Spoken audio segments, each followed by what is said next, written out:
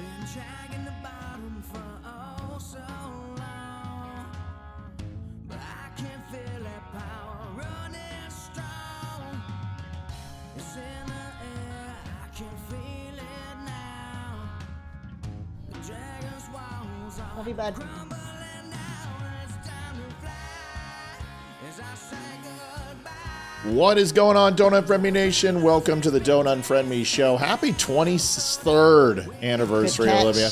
Good Happy catch. 23rd anniversary. Yes, happy anniversary. I saw your post earlier. I loved it. Thank you. I don't know what you're talking about. Somebody must have used AI and written that. I would never write such trash. 23 years, kind of a cool thing. Awesome. Folks, we are going to have a good show tonight. We have a ton to cover going into 23rd anniversary in one day here shortly. We're kind of excited.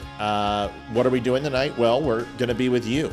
We're sharing our anniversary with you. Usually it was the kids, and now it's you guys. Yeah, so kids are going to do their own thing, and we're going to be here. So we've got our goal set up tonight, 300. We'd love to get to it early and just get it done. That way we can stay with y'all and hopefully go into overtime. That's the new rule. We're just like, if we can't hit it by 9 o'clock, we're just going to, take off at that point and tell you we love you. It's just to save the amount of hours we're working. So I don't know if you guys have seen it, but Liv, where are we at, Facebook-wise? 248,933. It's kind of like 250 since I got home from work. Yeah, unbelievable. So, folks, we've hit like 5,000 this week. We're going viral all over. We'll be right back.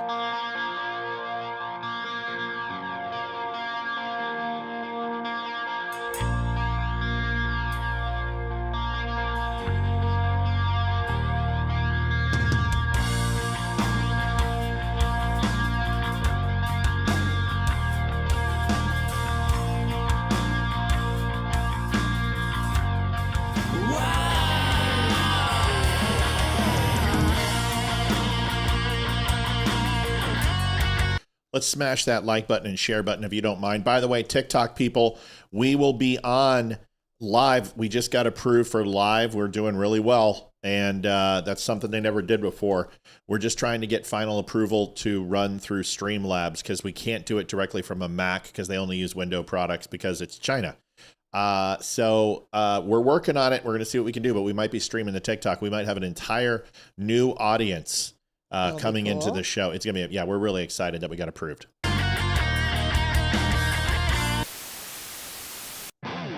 you want the truth? Are you tired of being so confused?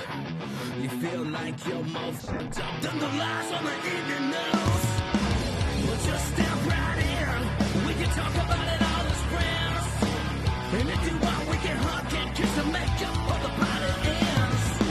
Agree or disagree, stop offering me. 'Cause I'm everything you want, damn sure what you need. I won't tell no lies, back up all the facts with truth. And if you can't get down with that, you must be somebody's stuff.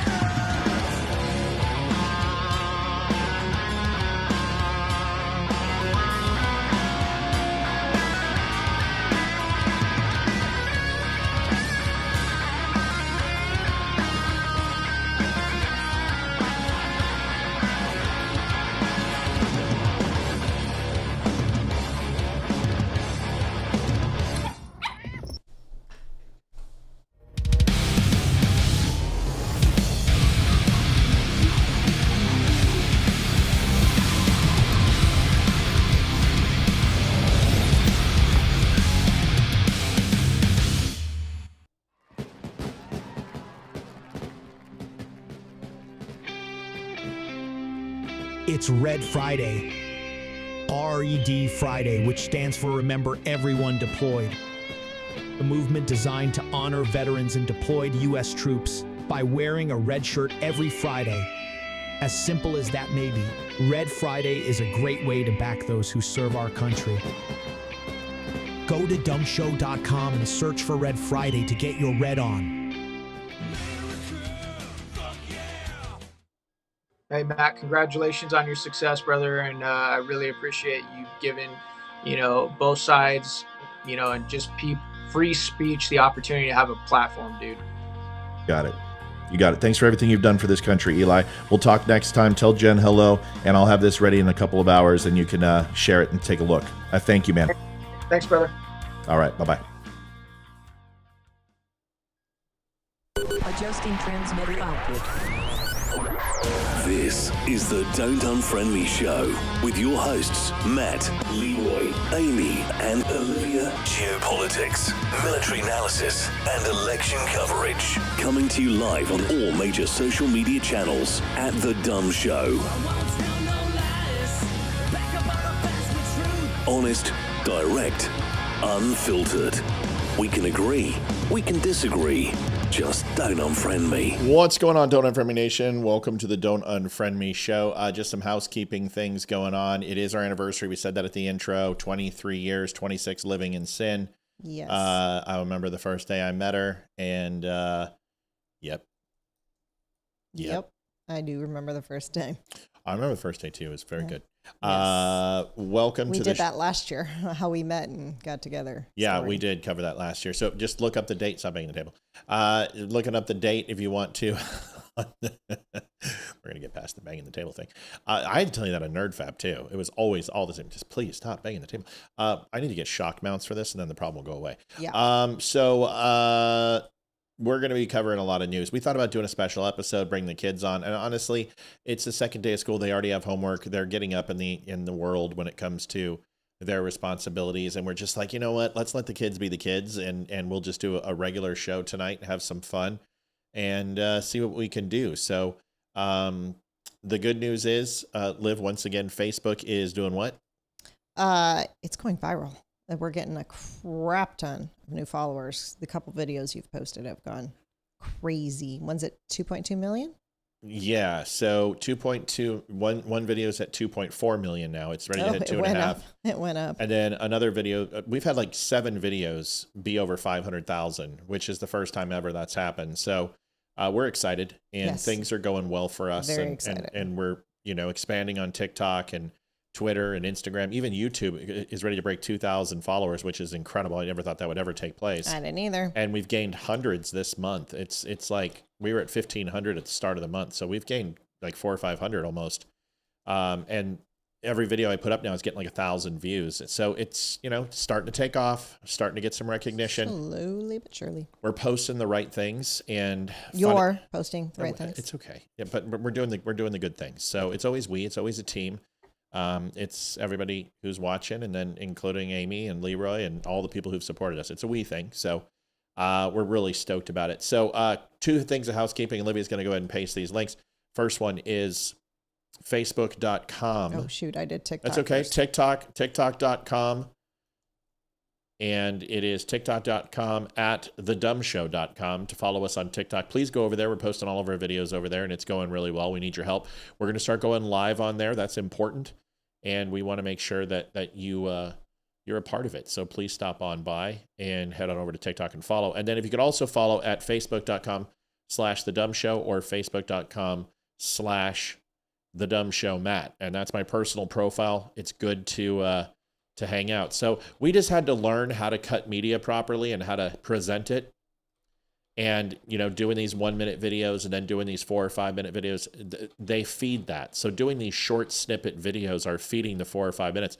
Because I've got like a 4-minute video that I did the other day, and it's crazy. It's like 27,000, 28, and that's like what it used to be in the old days. So we're definitely starting to get it. Money is it's the best month we've had in 2 years, I'll tell you that much, but it's not where it was even close, but it's getting there. It's getting there. And if we can continue to do that, that would be great. So last thing is there's a donation down at the bottom here, and that allows you guys to help the show continue to thrive and grow. If you go ahead and go to thedumbshow.com/donate, you can help out the show. We've got a full site for that, and that's that. What's up? Oh, I just wanted to tell a quick little story. So the kids that I nanny for, I took them to an animal park today, and I met some of my other nanny friends there, and there was a group of us. There was like 8 kids. Mm-hmm. And, just walking around. It's not a huge zoo. It's just a small little park. And so we're over by the area with, sorry. For you. So I can't wait to show that one. That's funny. It's ready to play. So we were by the parrots and the turkeys and chickens and stuff, and the kids are all super excited to see chickens. I don't know why.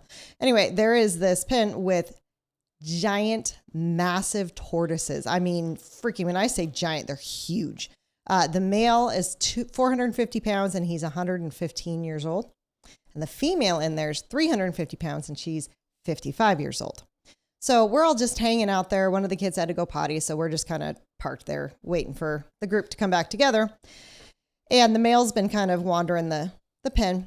And all of them, we see him turn the corner. And he spots the female. And I've never seen a turtle move so fast in my entire life. He was over across. And we're all of us looked at each other. We're like, oh, we need to get out of here. And he mounted that female. Oh, my God. And we're like, oh, shoot. We didn't get out there in time. But it was pretty funny. And turtles make noises.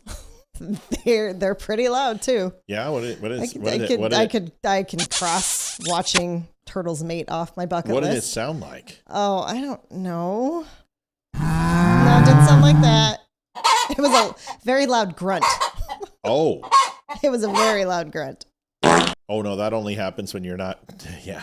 No, we didn't do that. Yeah, it was pretty funny. Anyway, that's my funny story for the evening. Wow. Yeah, it was awesome. So turtle sex. Turtle, yeah. That reminds me of. Do not come. Do not come. I'm gonna come.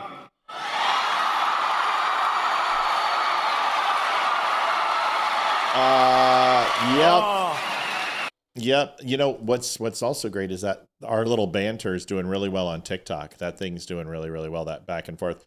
Christine Clark, $10.80. Thank you for the show. Thank you for the first donation of the night, Christine. We appreciate it. No trivia question tonight. We're actually going to ask it. There is not? No, I'm going to ask the trivia question. It has to do with you and I. Oh. And we're going to see if people can get it. So we're pretty excited about that. So let's get into it. First things first. There was a great, okay, I'll switch it after this. Bobby Richardson donated $51.99. Bless you guys. And what you do, love you all. Thank you, Bobby. You are the best. Don't wait for that to disappear. Don't hit it yet. I'm not. Let's let that disappear so I can change scenes. Okay, perfect. So, excuse me. This video is doing very, very well right now. This probably is going to go viral sometime tonight, I would assume. This is Michelle Wu from Boston. She is the mayor, and a lot of you guys know her. She's interesting to say the least. And the title is Boston Mayor Attacks Trump in Fiery Speech. Michelle Wu tells Trump to take a walk off a short cliff. Take a listen. President Trump realized why he want to deport all these Chinese and Mexicans and if you deport us, where you gonna get your nails done, huh? No more mani-pedi for you, asshole. You like compound chicken? Well, no more compound chicken for you. You like star belly? Yes. Well, no more star belly for you, because then no Mexicans no more. They can't pick your star bellies no more, asshole.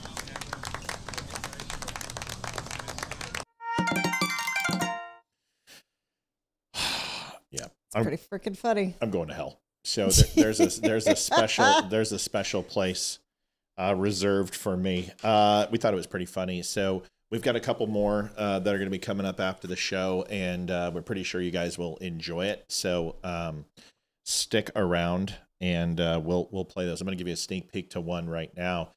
This is AI. I didn't create this, but this is of John Bolton, and this one will be posting right after the show, and this one has a good chance of doing well too. Here it is. We seem to have breaking news. Apparently, the FBI has found the USB thumb drive they were looking for. Mr. Bolton was reportedly hiding it under his mustache. This is apparently the same technique he used to smuggle information in and out of the State Department. Apparently, it was President Trump who alerted the FBI to make sure they checked under his mustache. He said, and I quote, "Make sure you look under that son of a bitch's mustache. I never trusted that mustache." AI is scary. Yeah. Like it's getting scary. That sounds just like Brett Baer. Well, that's not, Was it? no, it's John Stossel. Oh. Or not Stossel. Oh God, what's his name? Older gentleman, gray hair, silver hair. No, it's not. No, it's not Brett Baer. It is. I'll tell you in 2 seconds. Oh, come on. Oh, did it just show up Trace Gallagher? It is. No, it's not Trace Gallagher. It's the other guy who looks like Trace Gallagher. Hold on. I'll find his name.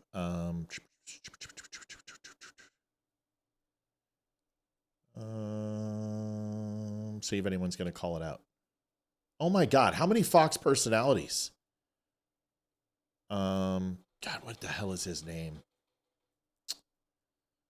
It's not Bill Hemmer. No, Bill Hemmer's the young guy. Come Sure on. He's been like John Bear. Roberts. I guarantee it. Yep. John Roberts. That's who it is. Yep. John Roberts. John Roberts, Fox, and video. Grand Canyon University offered nearly $161 million in institutional scholarships to online students in 20. We're in the Fox newsroom. The eldest son's supposed to take Are you over, kidding me? which makes me next in Another line. one because I fast forward. Rushton. Cue YouTube. You've got news and you've got opinion. It's the same way here at Fox. But nobody at the White House, including Fauci, said, oh, here's a model that we can follow. We seem to have breaking Americans news. are less Apparently, safe, the they are less FBI secure. has found the USB thumb drive they were looking for. Mr. Bolton was reportedly My hiding ear it under his mustache. Is undefeated. I do that with, I can't remember a person's name to save my life, but I can tell you whatever movie or sitcom or commercial they were in. And Olivia and I do this constantly. So we'll see somebody and I'm like, oh, I got it. Yep. I know who it is. And I'm like, she'll be like, who? And I'm like, just give me a minute. It'll take me a few. Kevster donated $25. Happy anniversary, Matt and Olivia. Thanks, Thank you Kev. very much. Appreciate it, guys, girls. So no, that was a no. John Bolton has not been arrested. That is completely fake. That video is completely AI. Everything about it, the voices, the everything. It's incredible. That's what I was trying to tell you. And the Michelle Wu video was completely fake. So that's AI. So it's hard to tell. It does sound a little like Brett Baer. In fact, it's kind of a mixture of Brett Baer at the beginning, and then it goes into John at the end. So I would say it's kind of both. I think it's fair. I thought it was Brett Baer when I first heard it too. And then I started listening to it. I'm like, oh, I got it. But it doesn't matter. You both are right. Everybody's right. Everybody gets a trophy. Everybody. Everyone gets a trophy. Everybody gets a trophy. That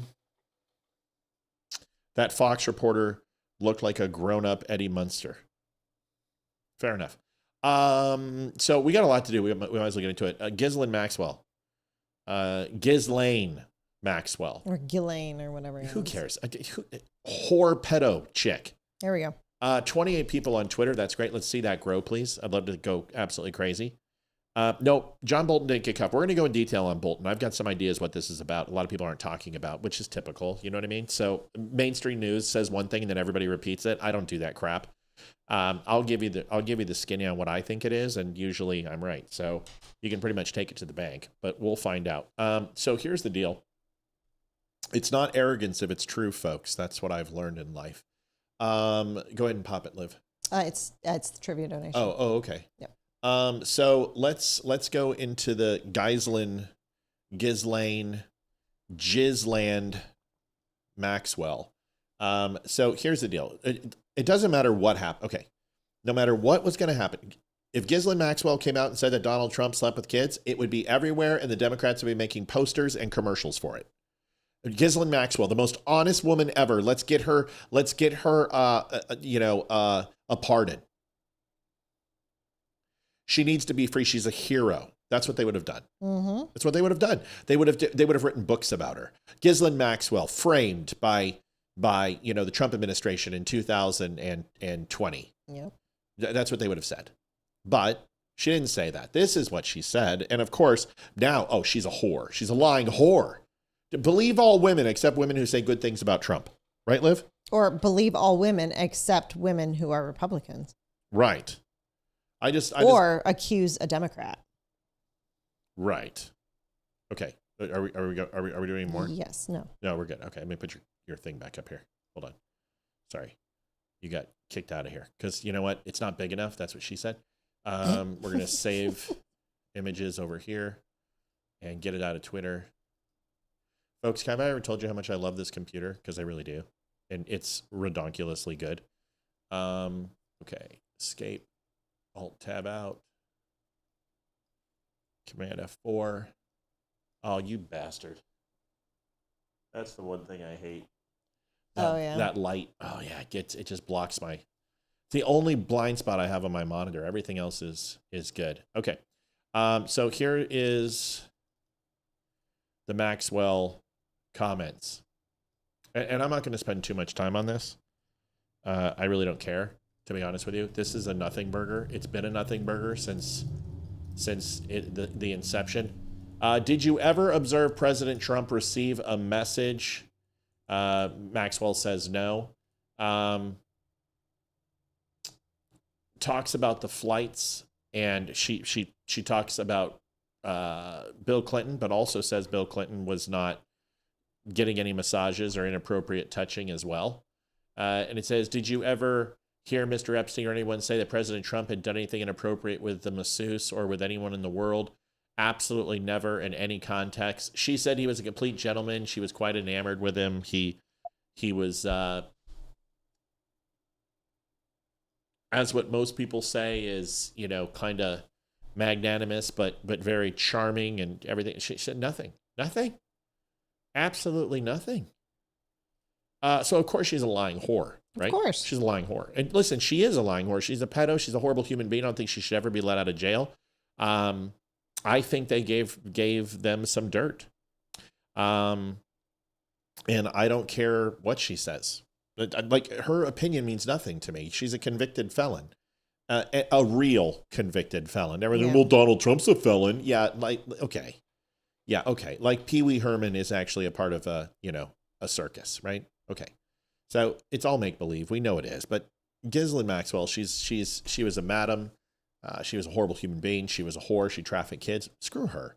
But the point is that this was supposed to be the smoking gun. So the most open and transparent administration ever released all the transcripts, all the audio recordings. Have I listened to them? No, and I have no intention of doing it. I don't. I threw it into AI and I got a synopsis, and then I said, okay, great, I'm done. I don't care. I don't care. Epstein has never been something that I've cared about. I want the people who raped kids to swing. That's anyone who profit off of it to swing. And until that happens, me understanding what she says or doesn't say means very little to me. Yeah. Go ahead. Were you putting that in? Mm-hmm. It's right there.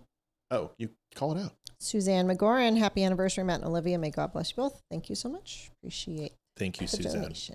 We appreciate it. So that's it. There's not much there. You can listen to it. You can read it. I'm not going to go in. I'm not going to waste my time on that. I don't really care, to be honest with you. A leaked, we got a lot of news tonight. Like this, you guys are going to get a lot. A leaked call reveals the Washington Post, the WAPO, reached out to, no, that's not Elizabeth Warren's name of her high school, by the way. Reached out to a pageant contestant hoping to expose President Trump. When he supposedly said with Howard Stern, he did say it, that he went back, in the pageants, that he was doing these teen pageants and he got to see the girls and they were undressing and they couldn't really say anything because he was the pageant boss. Of course, everyone goes on Howard Stern and says horrible shit. Howard Stern's in hot water because I guess he said something that was sexist. I'm like, if you're going to do that, you better grab a Snickers bar. If you're going to go after Howard Stern, you have got, that's like going after me for saying inappropriate shit. I mean, you've got thousands of hours to go over for me. You've got 100,000 plus hours to go over with Howard Stern. Yeah. Can you imagine? He was on for like 3 or 4 hours a day for every day for 40 years. So if you're going to go after Howard Stern for the offensive shit he said, I mean, forget this guy, just shoot yourself, Howard, because it's over. Exactly. You know what I mean? Just end it. Why are they going after him now? I mean, woke. Because the woke mob goes after everybody. They just went after Cracker Barrel, for God's sakes. I mean, this is the most, innocuous and non-obtrusive thing in the world. Like, if you want to go to a place where Jim Crow laws feel real, you go to Cracker Barrel. If you want to go and felt what it'd be like to be a plantation owner back in the day, you go to Cracker Barrel. Did you ever see a black person in Cracker Barrel? Either did I. They would feed them in the back in other quarters. I mean, it was a great place to be. I don't, not anymore. Now, It's all inclusive. Looks like a Kentucky, looks like a hospital freaking cafeteria. Yeah. It's horrible. Anyway, the former pageant contestant contacted James O'Keefe and recorded the paper bureau's chief admitting, if all we had was people saying Trump was a gentleman, we wouldn't do that story. Listen to this. There's no reason for me to play the video because it's a stupid EQ wave, but I guess I'll do it just so you guys can be entertained. No, really? Like, really? Really? Twitter, you suck. I'm just letting you know. Like, Elon, your platform blows. Just for videos. Sorry. Here it is. Fuck you, Elon. Seriously. If all we had was a bunch of people saying that Trump was a gentleman and he was very nice and, you know, everybody with respect, like, I don't think we would do that story. We just wouldn't do a story. It's definitely not a fluff piece. And mostly it's been anonymous, where we're not sort of at the point of putting people. Oh, my God. I was joking about black people in Cracker Barrel, folks.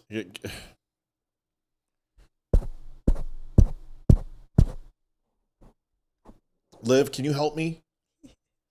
Can you jump in here and explain it? Anyone who's watched the show knows Matt's sense of humor, right? Yeah, I was kidding. Totally kidding. Jim Crow. It's what the Democrats thought of Cracker Barrel. Come on, folks. Stay with me. Come on. Dodie, help me out, honey. I would never say I was kidding. People's names on things. So I got a message the other day from an American. I saw a black person in Cracker Barrel. They were eating chicken. Dream Calendar Girl pageant winner from the 1990s. Now, she had gotten a message from a Washington Post reporter named Matt Weiser. Oh, my God. I was kidding about black people at Cracker Barrel. That's two. If there's a third, I might blow a gasket. Come on, people. Joking. Who was contacting her, trying to get dirt, trying to get information on the relationship. No, they get me. They're longtime fans. Janet's been here forever. So's Dodie. They're just I just think I wasn't sarcastic enough. I'm very dry. I have English humor style sometimes, and people don't know when I'm kidding. It's my fault. Now she got it. She's like, okay.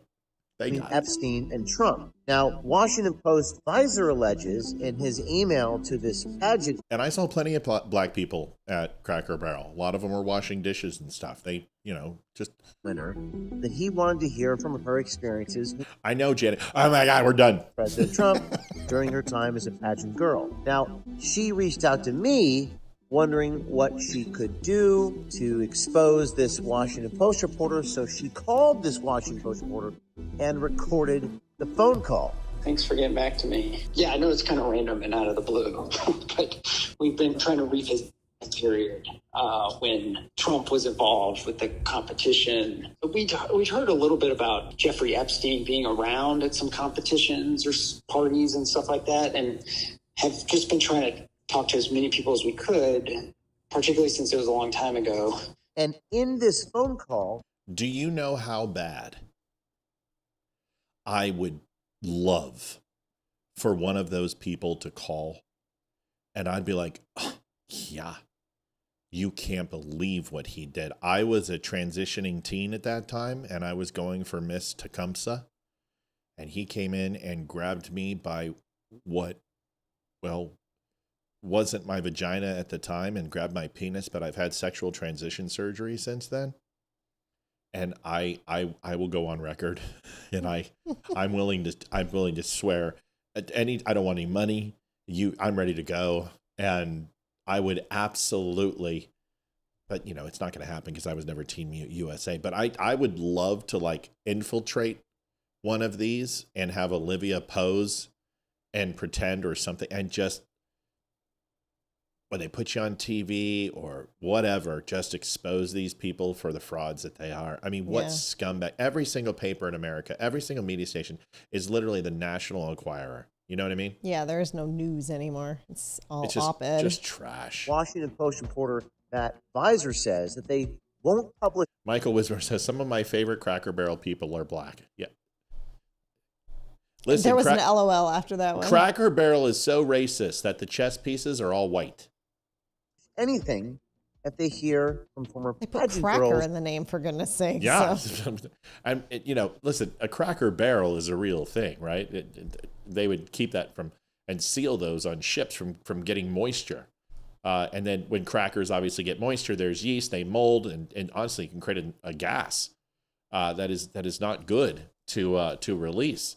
So there's a whole reason to keep crackers dry, just like bread or anything else, and that's what a Cracker Barrel is. But when the racial epitaph or racial epitaph, it's not an epitaph, epitaph. It's not an epitaph. Racial, the word, it escapes me. It's killing me. I have no idea. It's not epitaph. It's epitaph. No, epitaph is a formal writing of an end. Epilate. No. Oh my gosh. Quit making fun of the sunburnt crackers. That's horrible, Tommy. Oh my. Oh goodness. A racial. It sounds like epitaph. I can't believe I forgot. I feel so. I feel horrible. Epithet. Jeez. Never even heard the word. So. Racial epithet. I think I said that on like my second time, but it didn't sound right. So a racial epithet, in which sounds like a racial epitaph, but it's not epitaph, it's epithet. Okay. So see, Tina Savage got it. Thank you, everybody. Thank you. Appreciate you doing that. Listen, if I don't do that, I'll be up at, like, Olivia and I'll be making love tonight, and I'll be like, honey, is it epitaph? She'll be like, would you please shut up? 3 a.m, I'll be like, rah, rah, rah, rah, rah, rah, rah, rah, rah, rah, honey, are you awake? And she'll be like, yeah, what? Racial epithet. That's what it is. Epithet. Okay, here we go. That Trump treated them well during the pageant, saying flat out, if all we had was people saying Trump was a gentleman, we wouldn't do the story. It's definitely not a fluff. If all we had was a bunch of people saying that. Mallory says, I don't know what the big deal is about changing a logo. It's not just the logo. It's not just the logo. They changed the entire restaurant. And to white walls. And they brightened it up. They got rid of anything there's nothing on the walls anymore. It's not an old-fashioned feel anymore. This is also another thing that's kind of annoying. Just to let you know. Yeah, there's a lot. And they're just, yeah, I'm not a fan. Okay, anyway, this is a long drawn out thing. And I just figured I would show you that they're doing what they always do. What's new?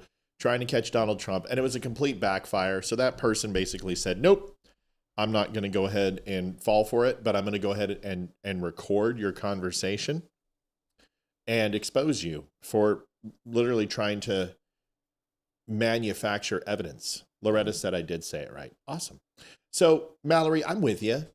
It's not that big of a deal changing a logo, but do you remember, like, let me give you an example. And Mallory, this will probably make you go, I get it. Do you remember Coca-Cola Classic? Now, I'm not talking Coca-Cola Classic, which had cocaine in it, which that would be awesome. You know what I mean? Like, you're just like, I'm going to have some Coke. You go to the fridge and you're just like, woo, you're zipping. But anyway, old cocaine. Did you know that old Coke had cocaine in it? Yes. Okay. So, it was made with coca leaves. So anyway, Coca-Cola Classic, you'll remember it, right? Mm-hmm. And then what happened? Well, Pepsi came, and Pepsi started spanking the living bejesus out of Coke. I mean, crushing them. And specifically Diet Pepsi. Diet Pepsi took the world by storm, and Coke was like, what are we going to do? And they got so far behind in market share, they created Diet Coke and all that other stuff. And they could not make up the deficit. And Pepsi started crushing. And they started losing contracts all over the place. I think Major League Baseball went to Pepsi, and holy crap, Coke is like, excuse me? And restaurants, giant chains were going with Pepsi versus Coke. And Pepsi was the thing because it had more sugar. It was sweeter. So what did they do? You remember? I think I was too young. You don't remember this? They went to... I also was never a Coke drinker. I drank Pepsi. Oh. You're one of those. I never liked Coke. I thought it was gross. My mom was a Coke person. I love Pepsi. I'd go up to my uncles and drink Pepsi because they were Pepsi people. So what did they do? They created the new Coke. And it was called New Coke. Was that in the 90s? Oh, no, earlier in the 80s. Okay. Well, you know what? I don't know for sure. Because New Coke sounds familiar to me. Yeah. No, I was right. 1985. Okay. So 1985, they reformulated the classic Coke, and they started doing taste tests. And you would see this, hey, is this Pepsi? And it'd be like, A, that tastes like Pepsi. And B, it's like, oh no, that tastes like Pepsi. And they'd be like, you're wrong. It's New Coke. And everyone's like, oh my God, it's New Coke. Fuck me. And people hated it. And even though during the taste test, they show these commercials, it tasted nothing like Pepsi. Honestly, it was kind of like RC Cola. It didn't taste good. And New Coke was, they took away the logo. Remember the cursive Coca-Cola? Mm-hmm. Yeah, that's back. Well, I know, but it used to be COKE, and it looked like Nike letters, and it was all capital, just Coke, and it had red, white, and blue. They took the Pepsi brand, and then they just New Coke. Now they had classic Coke, but they pushed New Coke like crazy, and it tanked. Like it was like Zima, which was basically like warmed up dog shit. Yep, I remember Zima. Yeah. So also a Coca-Cola product. So I think it was 79 days. And they went back to Coca-Cola Classic. They still sold New Coke for like a year or two, but it did horrible. But in 80 days, they switched their brand. Well, whoever did the marketing for the Christmas teddy bear Coke was a genius. Oh, well, Coke and a Smile was wonderful marketing. Same people that did Juicy Fruit, but the commercial with Mean Joe Green. Oh, this Coke was great, but Pepsi was great too. Don't forget they had Back to the Future, and they did Choice of a New Generation. Then they got Michael Jackson on the ticket, and Pepsi did great. So the cola wars were an amazing piece of marketing. I mean, there's books on this shit. You people need to read this stuff because marketing is one of the great. Advertising is amazing. I love it. It's a passion of mine. I did it for a long time, but no, Jennifer, not classic. I'm not talking about that. I'm talking Coke Classic. The classic recipe is what I'm saying. So the original recipe of Coke is classic Coke. That's what I'm talking about. So when you had New Coke, they abandoned for 80 days old Coke Classic, the old school Coke. Then when New Coke failed, you had Coke Classic. That's what I'm trying to say. I don't know why you always argue with me. God, with everything, it seems. JD donated $15, anniversary donation. Thank you, JD. Appreciate it. So that's the best example I can give you is not only did they change the brand, you know what I mean? They changed the recipe. So they removed the experience completely. So I don't think people would have cared so much if Cracker Barrel would have changed the logo a little bit. I mean, I still think the logo was great. But they changed the menu, they changed the walls, they changed the atmosphere, they changed the outfits, they changed everything. And they completely ruined the experience. They removed everything that made Cracker Barrel. Because there are some places where you go for the experience, not just the food. And that's one of them. You go because you want to take a trip back in time and you just want to feel, it's very homey and like everyone's friendly and stuff, and never had a bad experience at a Cracker Barrel. But no, and that's the truth, right? I've always had a good experience. Like here's Coke Classic. It's the original formula. It's less sugar. Carbonation is actually dialed down a little bit. It's a little more acidic. And then the New Coke, the giant caps. But that was the red and white can. But Coke, they decided to go ahead when it wasn't selling well. They changed it.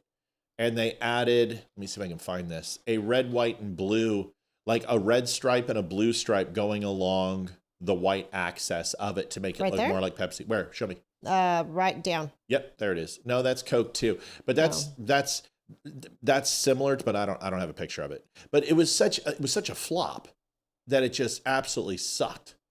It just absolutely sucked. But that's my point. Point is, I don't mean Coke Classic as the name.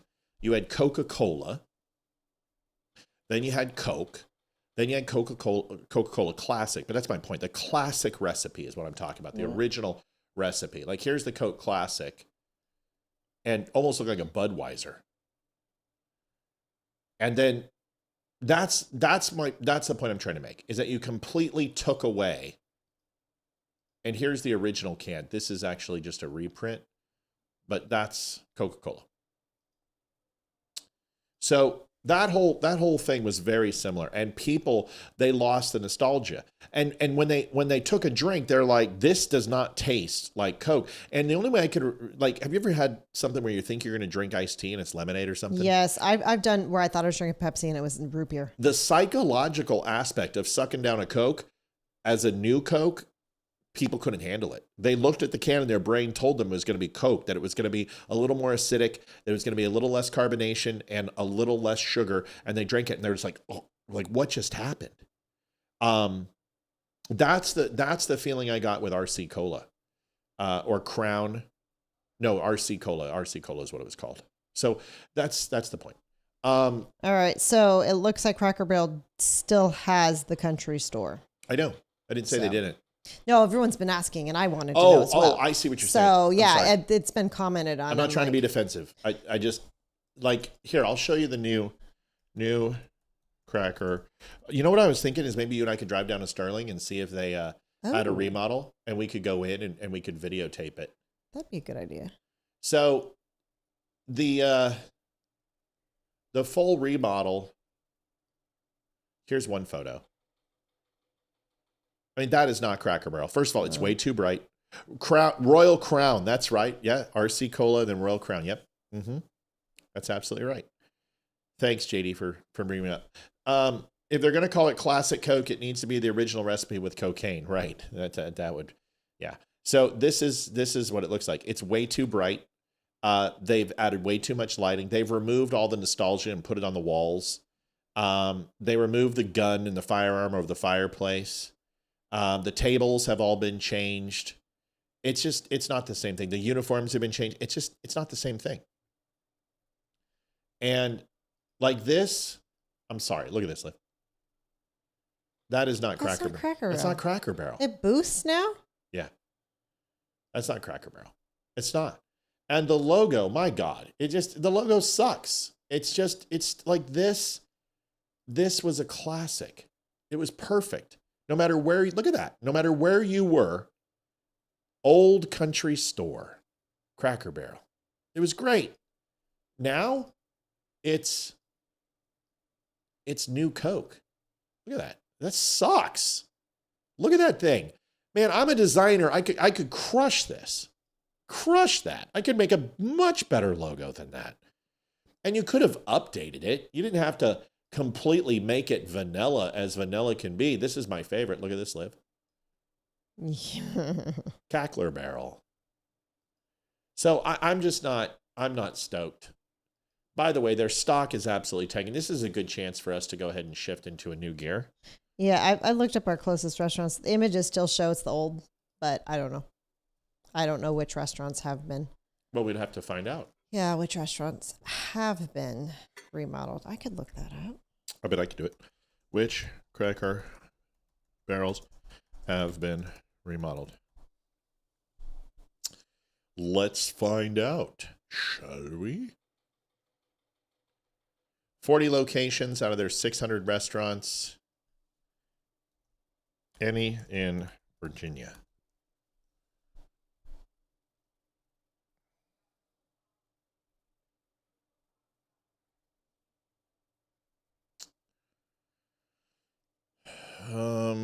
Nope. No locations in Virginia.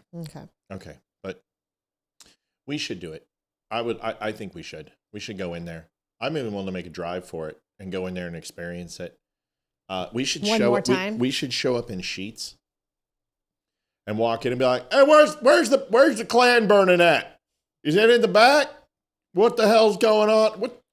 What the some bitch is happening to this place? Bunch of Yankees come in here and ruin it, make it all upper class and shit. I want to speak to the manager. That manager better not be colored, I'll tell you what. That was a joke, everyone, just so you know. Please, God, I know today it's just like. Here is a video of the CEO in March. CMO, Chief Marketing Officer. Is that the same chick from the video? That's CEO. CJ Jenkins, donate 2110. Happy anniversary, my friends. May your love last forever. Oh, it's gotten this far. Oh, it's so good. So good. I guess it depends how old I start to look. That's totally true. I will totally trade you in for a younger model. Well, dude, if that's you're any, now we can do this. Oh. Well, if you're anything you didn't turn your head. Oh. If you're anything like the 115-year-old turtle and have that much stamina, I'll stay with you forever. I'll make the noise. Yeah, we should walk in. Where's the clam bake at? Clam bake. Clam. Oh, shit. We're getting old. Sorry about that. Here is the CMO, Chief Marketing Officer, not the CEO of Cracker Barrel. Back in May, this video surfaced. I figured you don't want to watch this. This is good stuff. We got a good show tonight. There's fun stuff here. Folks, we're here on our anniversary. Didn't we tell you? We could have went to a nice restaurant and spent it together, yet we're here. So, yeah, guilt. Plus, we want to get off at 9, so maybe we can go get froyo. And after 9, too. So, that's the plan. It's all about evolution with intentionality. We've been very transparent about our goal of making our stores feel brighter and even more welcoming than they already are, while maintaining that country hospitality and charm that we're known for. We're just looking at ways to freshen up the experience so that we can open our door a bit wider for more guests. And when we think about what we're trying to do, it really is, again, about listening to what the guests ask for, and what the guests, and examples of what the guests ask for are things like spaces that feel brighter, that feel less cluttered. Nobody's asking. More booth seating, more seating options. More booths. You so never our guests had are booths. more comfortable while they're dining with us. The ones in Tennessee have really? booths. Yeah. Mm-hmm. The newer models have booths. Trust me. Yep. The feedback's been overwhelmingly positive that people like what we're doing. Lies. So listen, companies can do whatever they want. I have been through a shit ton of rebrandings. I've done rebrandings with KB Toys. I did rebrandings with Circuit City. I did rebranding with Just Sports. I did rebranding for Xfinity. I did rebranding for Apple. I did rebranding for Game Crazy, Hollywood Video, Movie Gallery. We went through a rebrand in Bath and Body Works just a little bit, kind of got rid of a lot of our lines, and it used to be very Betty Crocker cookbook checkered, and then they moved out of that. So did the rebranding for that. So I went through rebrand, and none of them have worked except for Apple. And I guess Bath and Body Works, they're doing fine. But the reason why they're doing fine is anti-bac. I mean, anti-bac's really carrying them, and people love their anti-bac shit because they're germaphobes. But most rebrandings have failed. Just Sports failed, closed. KB Toys closed. Circuit City closed. Hollywood Video closed. Movie Gallery closed. Game Crazy closed. Ultimate Electronics, we did a rebrand. We used to be yellow and blue, and then we went to the black, red, and white. Mm-hmm. Completely failed. Yellow, black, red, and white. Did a rebrand there. Failed. I don't know why. And the only companies rebrand. What's the interesting thing, and the companies that I was with that did the rebrandings, they were successful when I was a part of their marketing teams. Apple and Comcast. I'm just saying. Why do companies remarket anyway? Because they are obsolete. Like if you take a look at Just Sports, it was because Adidas and Nike and Foot Locker all went through rebrands and modernized their stores, and they were caught behind the 8 ball where they didn't sell shoes. They sold jerseys and hats. And that's all they sold. So Lids came and started crushing them on the dollar. KB Toys was absolutely destroyed by Amazon, and they had no output for mailing. Hollywood Video, they sunk money into things they shouldn't have, like Blu-ray, and failed miserably. And then Game Crazy had to keep them afloat, and they had 2 biggest stores, 10,000, 15,000 square foot, when DVDs literally crushed their inventory down to 66% size, and they had these massive areas where they couldn't keep their per dollar square retail dollar up because it was too big. You look at Circuit City. Circuit City was absolutely killed by the budget makers. Circuit City had a commission sales base, and by the time that their margins dropped. They didn't change their pay structure for their employees, so their employees quit. And they couldn't keep up with it. So they had to hire kids at minimum wage and shit like that with no commission structure, and their service went. And when their service went, their margin went because they got returns and they got open boxes, and they just could not keep up with the overflow. So Circuit City went out of business. So you take a look at all these companies, and they try to rebrand, reinvent themselves. Ultimate Electronics was because Waddles came in and he decided, well, I've got these 12 stores and they're amazing, and they crushed. But Waddles wanted to create this high-end experience like, Control 4 and, Paradigm and Denon and all these high-end retail establishments. And he sunk a shit ton of money in it. And then he undercut and stopped selling washers and dryers and only sold audio equipment and TVs. And there's no margin in TVs. TVs are horrible unless you sell power systems and warranties.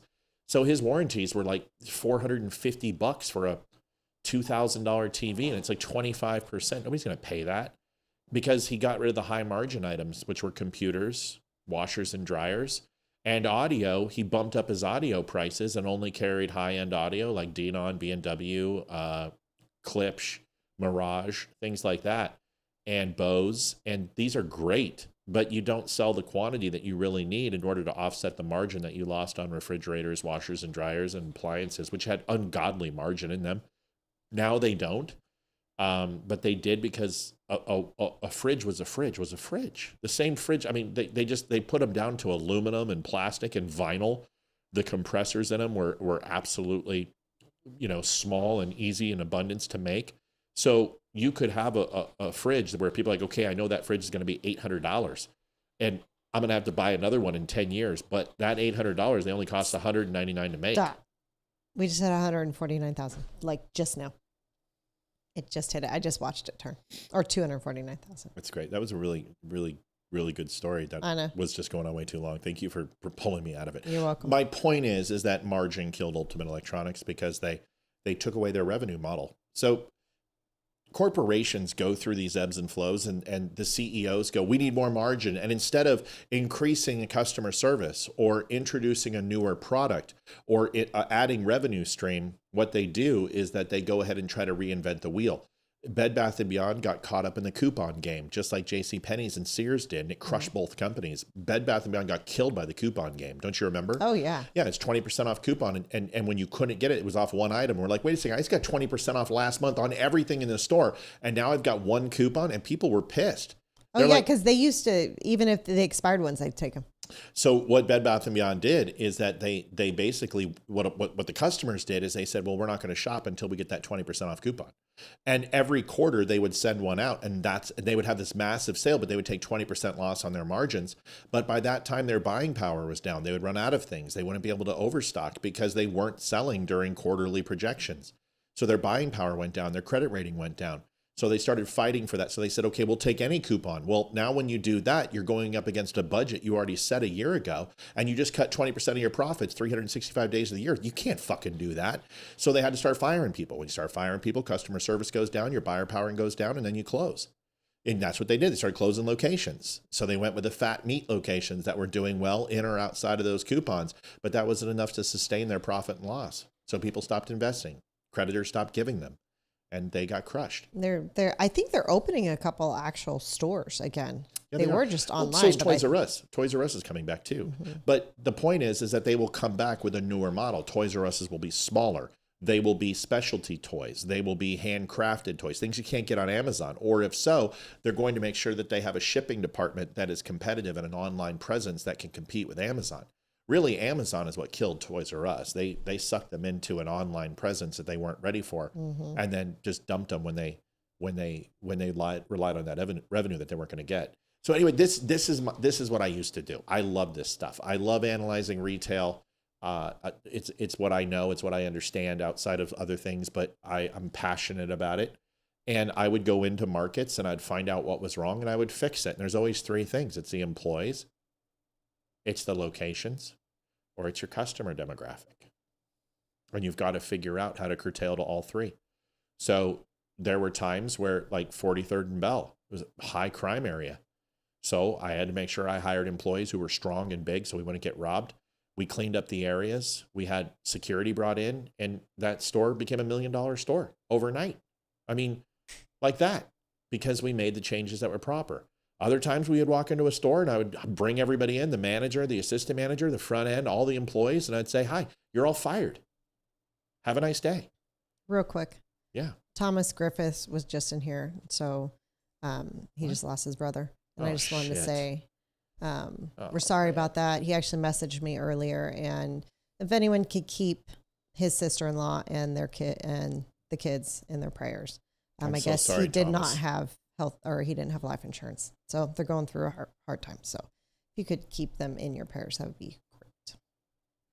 Mitch says it didn't even have anything to do with the coupons, because when they got bought out, they totally came in and changed the store and had nowhere near the amount of stuff they used to have. Their shit was cheaper and more expensive, and had everything to do with it, Mitch. I'm completely disagree with you. So I don't know what to tell you, but that's not right. You're wrong. So everything has to do with capital and revenue, and you can't generate capital, and you can't generate revenue, and you have to ultimately discount your product like Sears, like J.C. Penney's did, like Mervyn's did, in order to compete. Kohl's is going to go the same way. Kohl's tried to redo their pricing, and it was abysmal failure. You can't be coupon dependent. So well, what they did is you would get these massive coupons, but if you looked, you would get the 20% off coupon. But if you looked at their stuff, they marked their shit up 20%. So it was all just a mask. It looked like you were getting 20% off when you weren't. And that's, I think, one of the reasons they failed, because people started seeing through it. Yeah, Mitch, and listen, I respect you from a consumer. You saw the front end. I'm talking about the back end. I'm talking about the behind the scenes. I gave you the reason why. So when they came in and they bought the model, they got caught into the coupon game, and the owners who came in thought that they could go ahead and discount product at a higher and more rapid clip in order to generate revenues, and it didn't work. So that's just the truth. When you have a profit model where Bath & Beyond essentially was like a 46 to 52% profit margin per square foot, was probably $180 per square foot is what they were ranked at, which would be like probably top 20 in the country. Tiffany's is number 2, Apple's number 1. Apple's like at $2,300 per square foot. Tiffany's at like $800. But Bed Bath & Beyond is a $200, $250 per square foot model, and they had very large stores, and they generated a shit ton of money. So if they generate 50% margin, 56% margin, and year over year they set their fiscal spending, which is opening up new stores, expanding, getting the new product lines, maybe doing other secondary type store, target-based stores, and you have a profit model that says for the next year you're going to generate X amount of dollars for your revenue against your capital, against your margin, and your year-to-date spending forecast, and then you decide in the middle of that to say, well, it's not the middle of that, in literally the first quarter, say, we're going to change that and go to a 20% model and honor all 20% coupons on even expired ones on everything. You're literally reducing your margin from that 50% to 30%. No company can take that on. So they became cash deaf in the sense that they kept spending, kept expanding, kept growing, kept building up for quarter 4 and quarter 3. And what I mean by cash deaf is not having the cash, taking on the credit and not knowing it. And then their projections came through and they're like, okay, well, we're down 7.5% for our sales. Okay, great. What's our overall margins? And they're like 32%. What? We're down 7% in our sales and our margins are down 20%. How is that possible? That's how it's possible. It's not, it was a horrible, horrible decision for Bed Bath & Beyond. So, Thomas, I love you, brother, and I'm so sorry to hear about that. I really, really am. It sucks. And I know you've been going through it when it comes to that. So, this is a stunning video. And I believe this is a school, and they are doing a Debbie Boggs, $23 for 23 years. Happy anniversary. Thank you so much, Debbie. We appreciate it, folks. Trying to hit that goal. Yesterday's news said Bed Bath & Beyond is not putting any stores in California. Yeah, California is not a competitive market. And of course, all the liberals are trying to say it's no big deal. Like, oh, and Circuit City and Toys R Us and Mervyn's aren't going to come either. And it's like, you know, if I'm California, with as many people that's leaving, you have to supplement that income some way. And you have to supplement that revenue from taxes. And the best way to do that is corporations, because that brings jobs. I wouldn't be talking shit if I was California. California's really cocky. And I'll tell you, there's some other states that are doing the right things to grow, to expand, to get into the international trade, getting into energy. And they're starting to do it right. And these states will rival and compete with California if they continue to bloodlet their population base.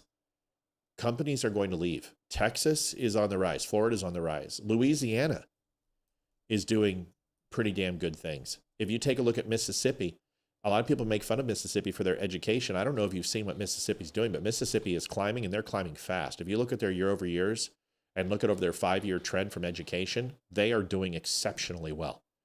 And they are modeling, core competencies and getting back to STEM, and they are completely abandoning federal type education. And Mississippi is doing excellent. Now, West Virginia's got to follow suit, and Kentucky and some other states that still struggle, but the red states will shift. And the more Republican influence that we have in government, the better, because it limits the government and empowers the states. Mississippi is one of those states that it's effective right now. This video, I think it's a school. I'm pretty sure it is. And it looks like teachers are going through a live fire exercise. And let me tell you, this is probably one of the most terrifying, but necessary. This is, watch this. Watch how powerful this is. Goes to a whole nother level. I want you to remember everything that we've talked about. When an active shooter event happens, it can happen in an instant. Did I get the gun? That's how you do it. That's how you do it. And I want you to watch the reactions of these people. And I want you to see who does what. The dude who's talking knew it was coming. He didn't even say, he didn't even flinch.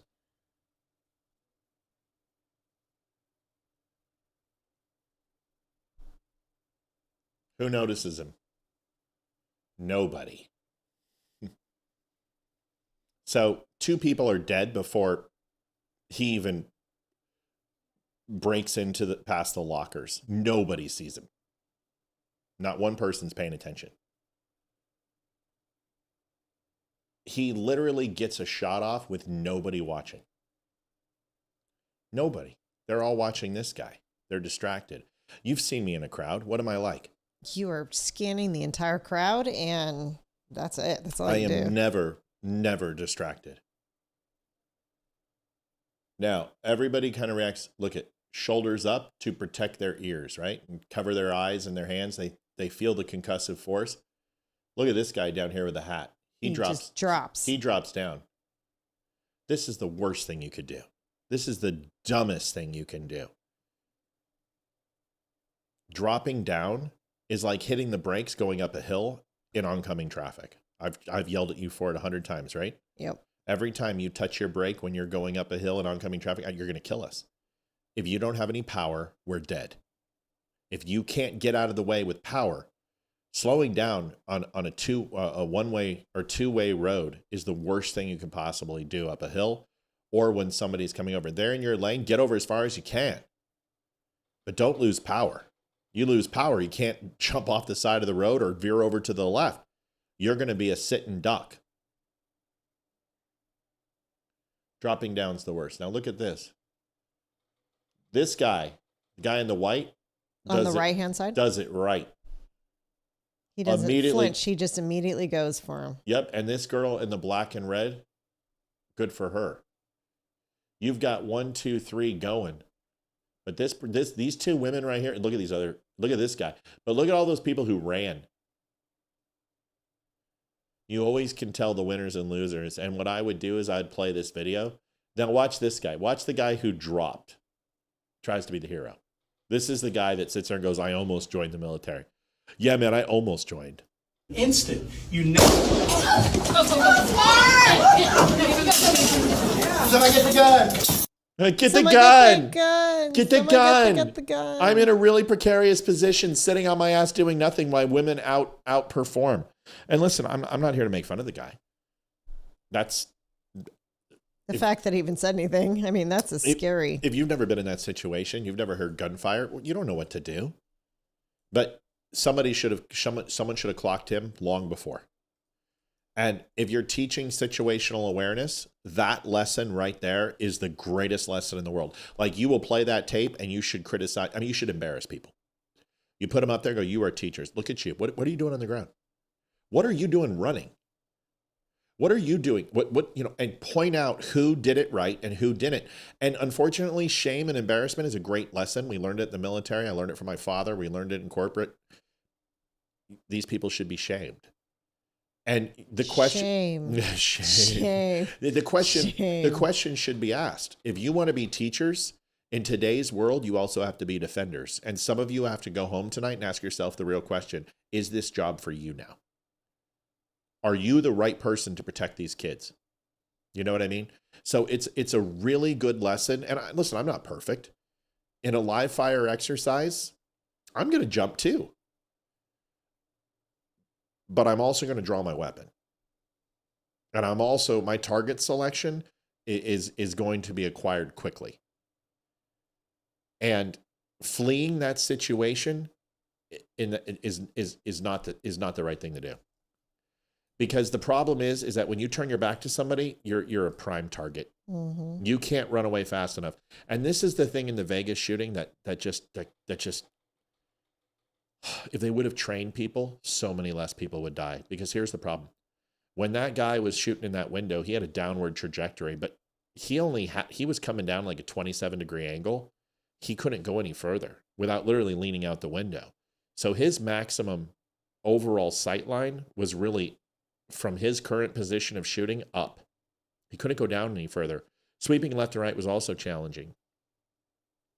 So when that crowd started taking fire and they recognized where it was coming from and they saw the flashes and they heard, and they identified, they started running away from it. And that is the worst thing you could do, especially with some asshole with a bump stock, because he can just underneath target and he's going to lay fire from bottom to the top and spray those people. And that's what he did.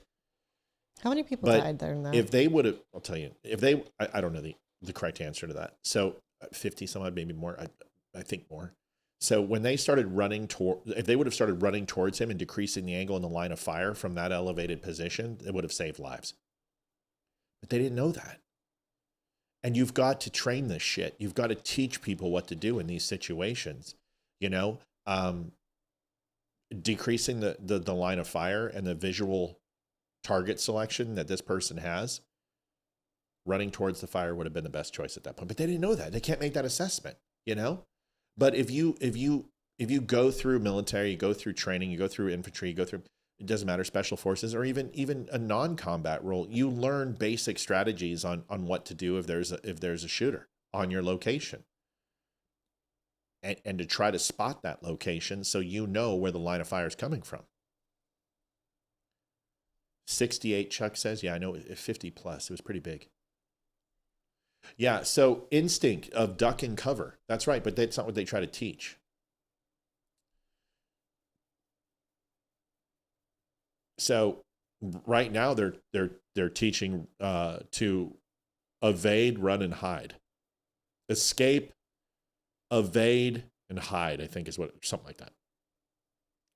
And that shouldn't be what you should do.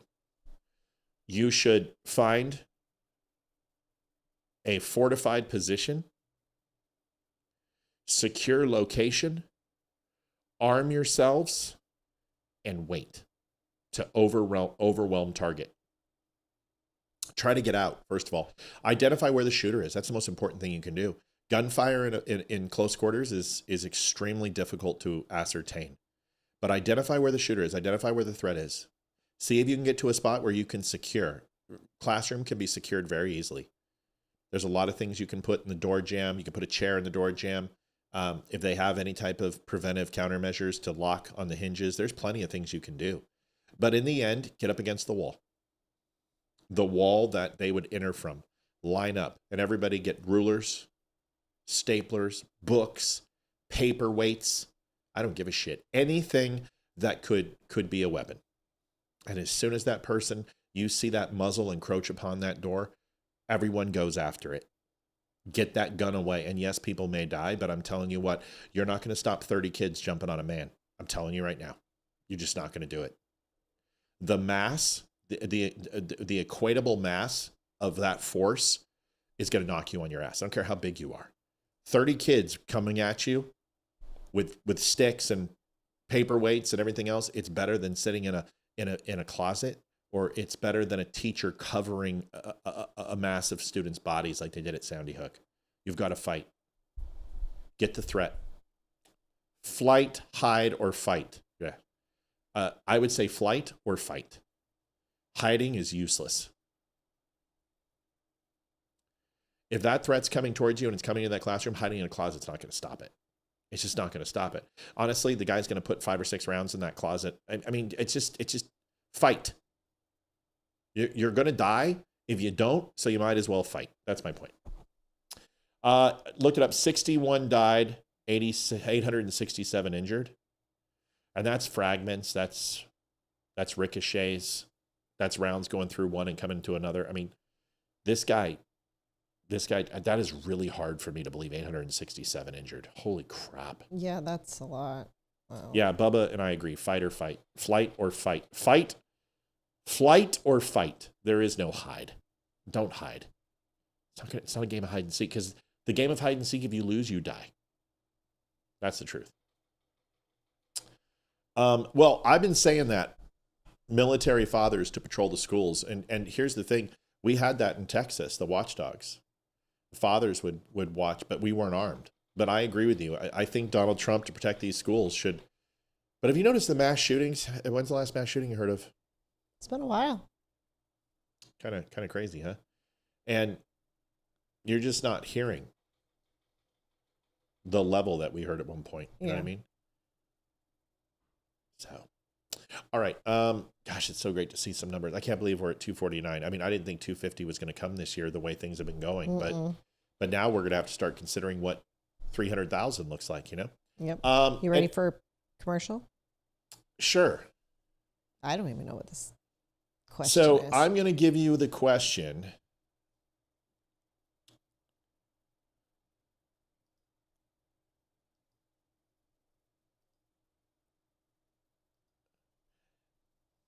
Not going to lie, I thought we would have hit goal by now in donations. Not going to lie. A little slow tonight, surprising. 138 people on. Okay, so here's the question. Now, this is probably unfair. Now, what you have to do is you dial 276-200-2105, and you don't dial it, you text it. And you text the answer. We're going to go ahead, whoever gets it in first gets the win. And make sure you put your full name. Put your name. And the answer. Okay? And let's see if you guys know us very, very well. You've got to get 2 questions right. 2? Oh, it's multiple. 2. Oh, wait. The first question is, what state did Olivia and I meet? And you can't say denial.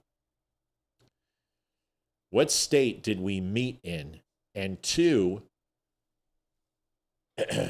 is during that week that we met, how many guys did Olivia sleep with? Are you freaking serious? I'm Olivia Spear, host of Matthew The Dumb Owen Show. Spear. For 3.5 years, we never asked for donations. But after Facebook demonetized us for speaking the truth, we've had to turn to the one thing big tech can't cancel: you. I'm Hayden, Matt and Olivia's daughter. This show's never chased. What state did Olivia and I meet in? And that week, how many guys did she sleep with? Sponsors are sold out. We've built something honest, and it's thanks to you. I'm Ethan, their son. Every share, every dollar, every message, you're the reason we can keep calling out the BS and bringing color back to the world going gray. If you want to help, we take PayPal, Venmo, or snail mail. You can send it to P.O. Box 2, Round Hill, Virginia 20142. Can't donate? No problem. Just share the show with someone who needs to hear it. Thanks for helping us stay loud, proud, and completely uncensored. You can donate at thedumbshow.com/donate. You know what happens when you turn the dial harder? You can make a harder grimace. The harder you grimace, the more effective it is. You tighten it so freaking I can't do it. I can't untighten That's it. what she said. That's what she's. Oof. Coming in with it. Pounded. Ugh. Pound. Child For you. gets 15. Ethan, you look like a hippie. Totally tubular. You know this is recording, right? Okay, let's go. Smile. Donate. Don't start with me. Donations. Every time you don't smile, I'm going to punch you in the ribs. Donations. Take one. Scene one. Ready. Set. Ethan.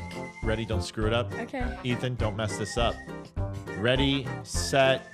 Action. No. Whoa. Director calls action, not some stupid toddler. But we've built something. There's no but there. Why do you've been doing this since you were 2 years old? Try it again. Just share the show with someone who needs to hear it. He's so much better than you at everything. Better at Hayden, he's just like, even, it's just, go ahead, Hayden. Thanks for helping us stay loud, proud, and completely uncensored. That's a wrap. Well done, Spear family. I bet we make no money. All right. You got to text the answers, not in chat. Thank you so much. But I can tell you the people who didn't chat, you're wrong. So thank you so much. So the question was, what state did Olivia and I meet in? And I will do that. And then she's going to tell you how many people she slept with for that weekend and go through the whole story, because it's important to talk about your purity up until that point. Can I say, even though it's our anniversary, I think I have a little crush on Laura Logan. That's great. I'm just letting you know. That's awesome. Because make sure you scream out her name tonight in bed. No, okay. I would never do that. No, she's awesome, and it's kind of humbling when somebody that important in my eyes likes something that you do. So that's she liked something you did. Yeah, cool. It's kind of cool. I sent her a nudie, and she's like, "Oh, that's great." So it was really exciting. So here's the. Denver's not a state, Debbie, just so you know.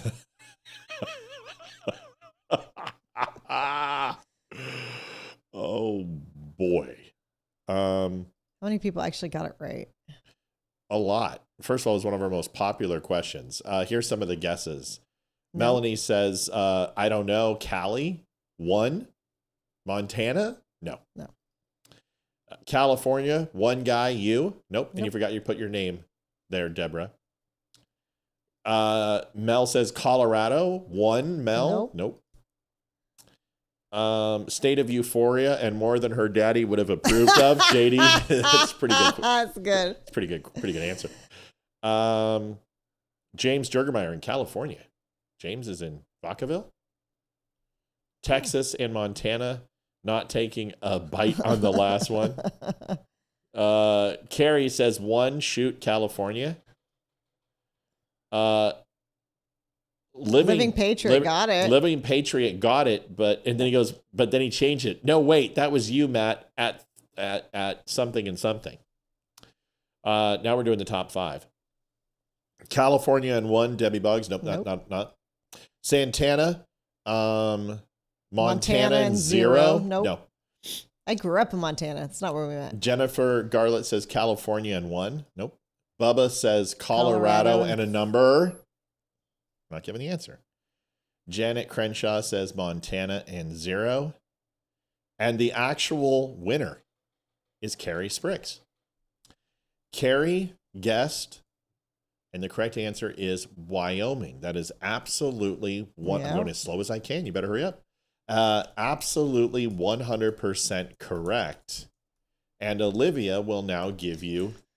I can't believe you asked that. The right answer. We should have asked how many girls did you sleep with that week too? The week? Oh, only 1. Nah, It was Aunt Jackie. And me. Well, that's okay. Because if we're counting you into mine, then including you too. Yeah, including you too. Carrie, thank you for winning the question. All right, Liv, let them have it. The correct answer is Wyoming and 3. 3? You whore! What? How many? I have only slept with 3 men in my entire life, and it was all that week. If you guys watched the last year's episode. Yeah. We talked all about it. And Aunt Jackie was a jealous lay. So that was to get you jealous and to get you to realize how much you cared about me. So that's why I did it. That was for you. You know, you already had me with a freaking foot massage. You didn't have to sleep with another person. Foot massage was good. You didn't have to sleep with another person. But leaving during the foot massage was classic. Why did you had me just by mentioning her. You didn't actually have to sleep with her. I knew. You didn't have to sleep with her. Well, I lied to you. My only goal was to sleep with you. I didn't know I was in love with you yet until I woke up the next morning. Then I knew. But you were just a conquest. I mean, I was hitting anything that moved at that point. You just happened to be the hottest one. And trust me, I was very attracted to you, and I very much cared about you. I wouldn't have went to Mike the next morning and go, did Olivia know where I went? Shit, because I was drunker and shit, and I drove back. And I was just like, does Olivia know? And he's like, why do you care? I'm like, he's like, uh-oh. And I'm like, dude, where's Olivia? Like, I was ashamed. I was also drunk. I was stupid. I was a dumb person. I was an idiot. I didn't know you were going to be my future wife. In that sense. I didn't know you were going to be my future wife. And once I realized, I was like, Bubba goes, I slept with her for you. I really did. She needed a shot in the arm, man. She was playing the coy game. She was playing the hard to get game. So the jealousy worked. Oh, it worked so well because I gave her a wicked foot massage. She had socks on, perfectly clean, shoes she was just a princess. She was perfect. And I gave her a foot massage, and then in the middle, flipped my razor. Oh, gotta go. And she's like, what? Why? And as I went to the door, it was like, where are you going? Why are you leaving? I'm like, I gotta go. And it was hard. I wanted to stay with her that night, but I was like, dude, I've got like 2 or 3 more days, and I got to put the work in. So if I wouldn't have done that, we probably wouldn't be together. Just honestly, because I think what would have happened is that we would have went back to the house, we would have kissed, probably would have had sex. And then I don't know if it would have, I think everything had to happen the way it did. For us to literally move in together 30 days later and be together for 26, everything had to work out just the way it did. And if it didn't work out the way it did, and if I didn't make the ultimate sacrifice of sleeping with another woman for you, we wouldn't be together. Yeah, the ultimate sacrifice. Totally. So the story's good. The story's good. Yep. You got to watch last year's episode. It was the full 2-hour episode It's a good August story. August 22nd last year. It's a good story. But we've got other things to do. President Trump bought a 10% stake in Intel. Does anyone know why?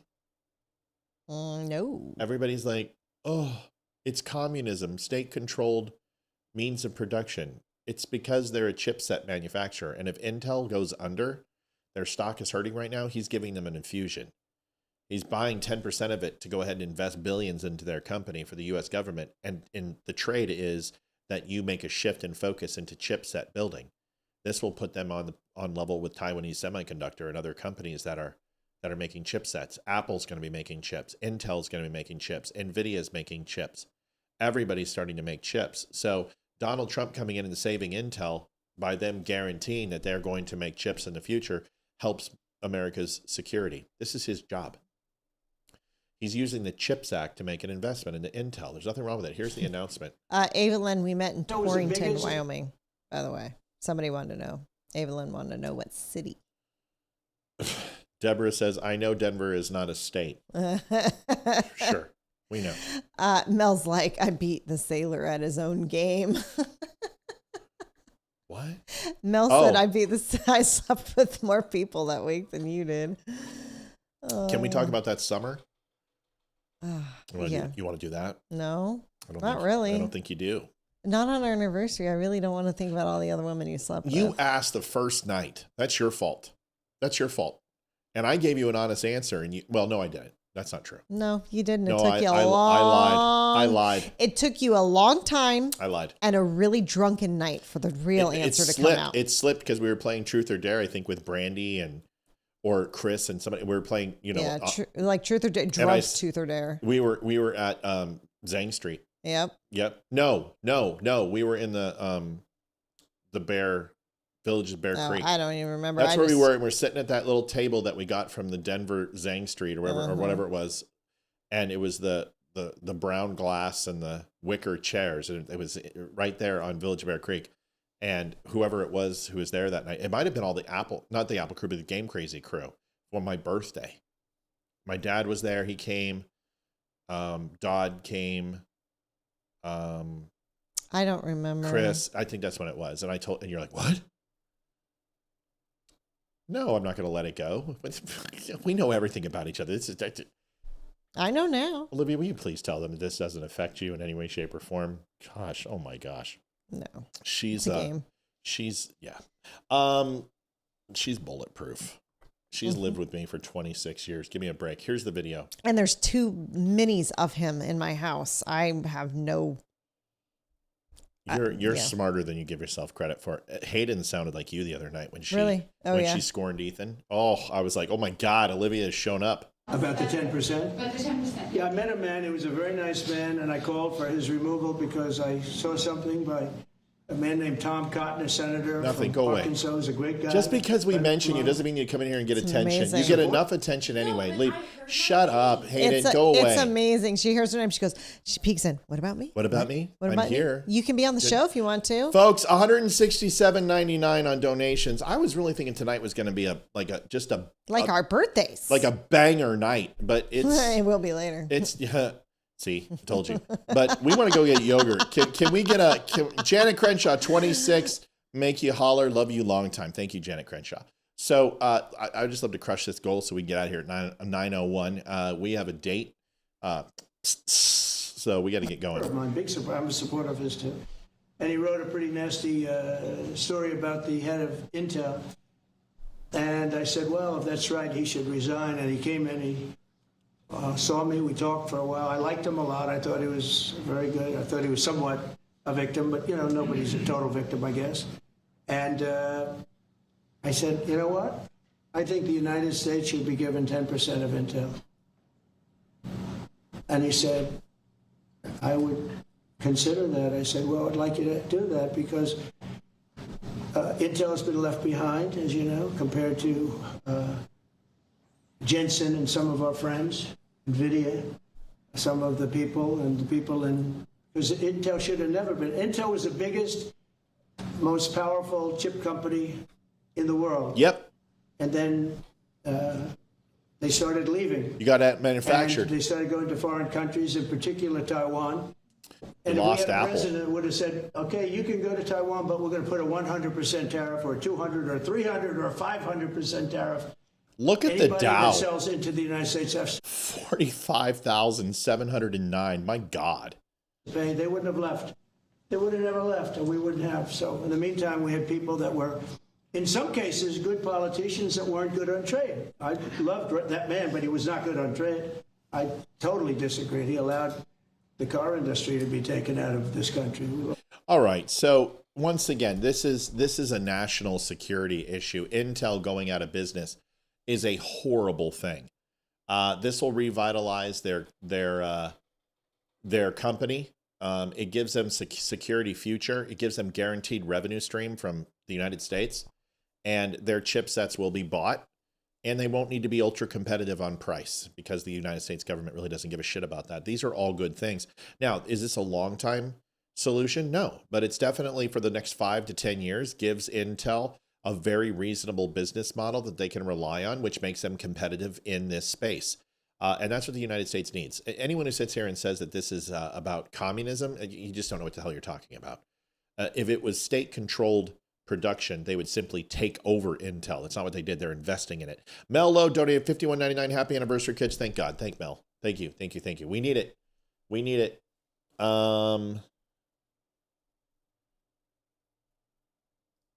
Evelyn worked for Kyocera.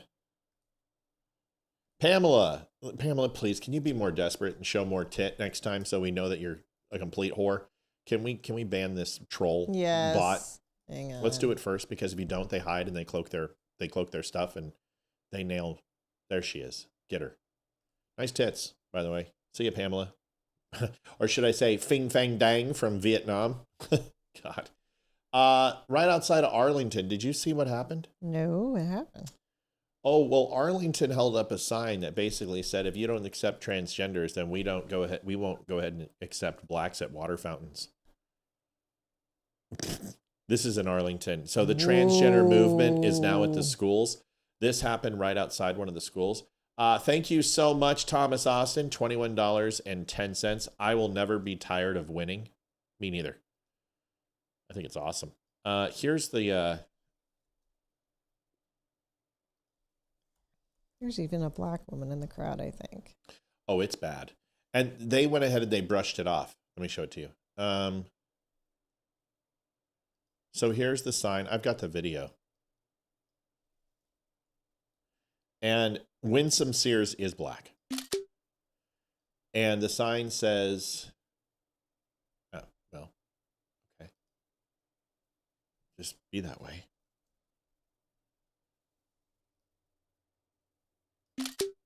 The sign says, stop. Oh my God. Okay. This is really frustrating. It says, hey, Winsome, if trans can't share your bathroom, then blacks can't share our water fountains. And there's a video of this where this ass clown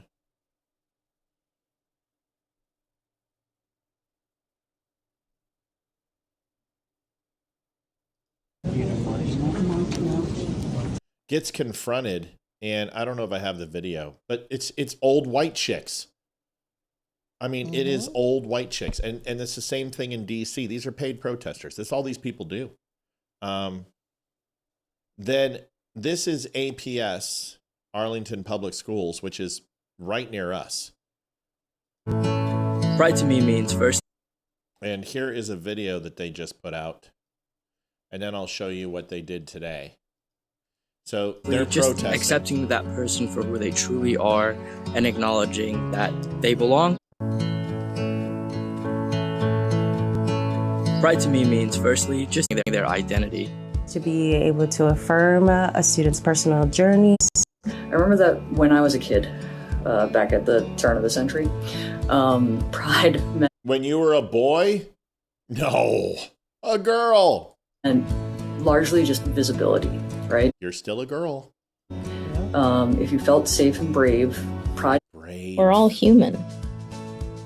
In the 1990s, I was let go from my first teaching job because I was gay. And in boxes that have been put on me by other people and invented. Why do we constantly have to hear about where you put your genitalia? We don't care. Nobody cares. Nope, I don't. Kim Jurgemeyer, $25. Thank you, Kimmy. Appreciate you. Happy anniversary. Thank you. I just don't care. I don't care about your personal journey. Nobody gives a shit. Literally. Just shut up. Okay? Shut the front door. Here is the video. Oh my God. Good luck. Shut up, cat. Here you go. Merry Christmas.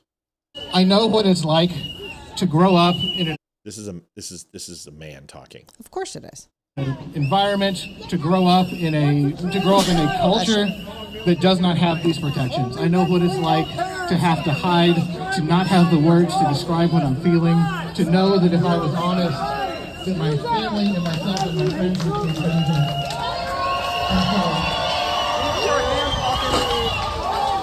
Keep your hands off them. Keep your hands off them.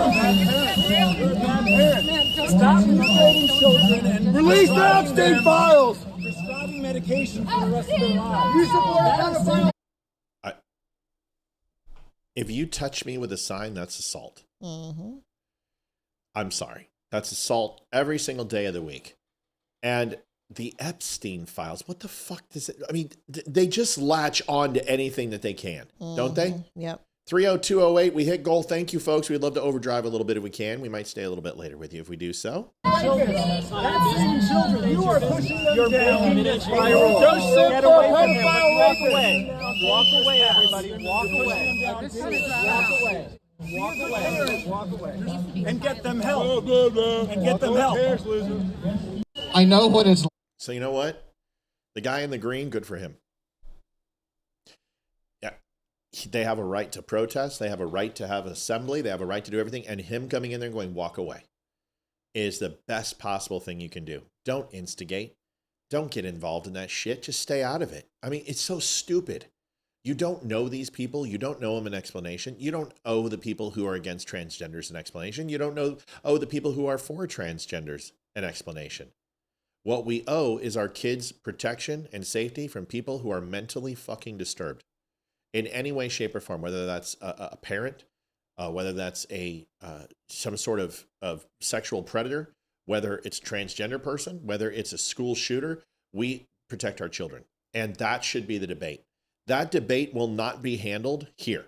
That debate will be at city council meetings. And none of these people show up to the city council meetings. I have been to city council meetings here in Virginia, and I will tell you, it's never these people. These people don't show up.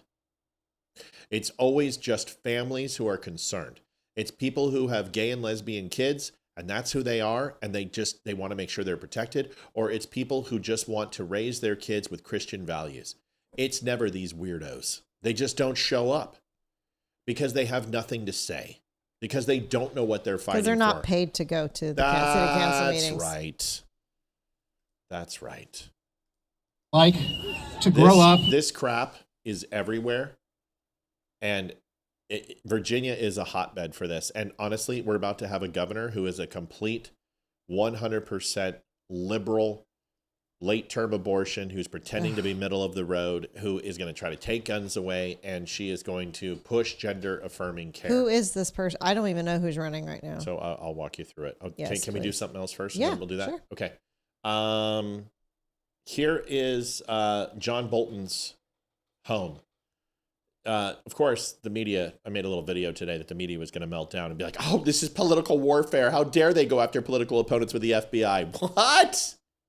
Really? Do you people have a memory at all? Get in here. And stop banging on the door. Just meow once. How did she? She jumped like 140 feet. Come here, baby. Come here, cute pie. Come here, cutie pie. Come here. She's going around the long way. Hey, psst, psst, psst. Come here. Yenny. Come here, Yen. Come here, dork. She's like this. Went right up in the air. Come on. Hurry up. Hi. Oh, she's going to yell at you now. Not yelling at me. She's loving. Hi, baby.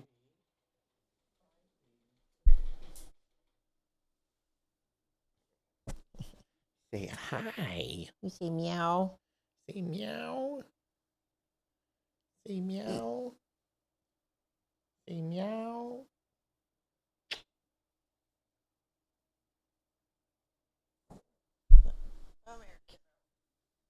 All right.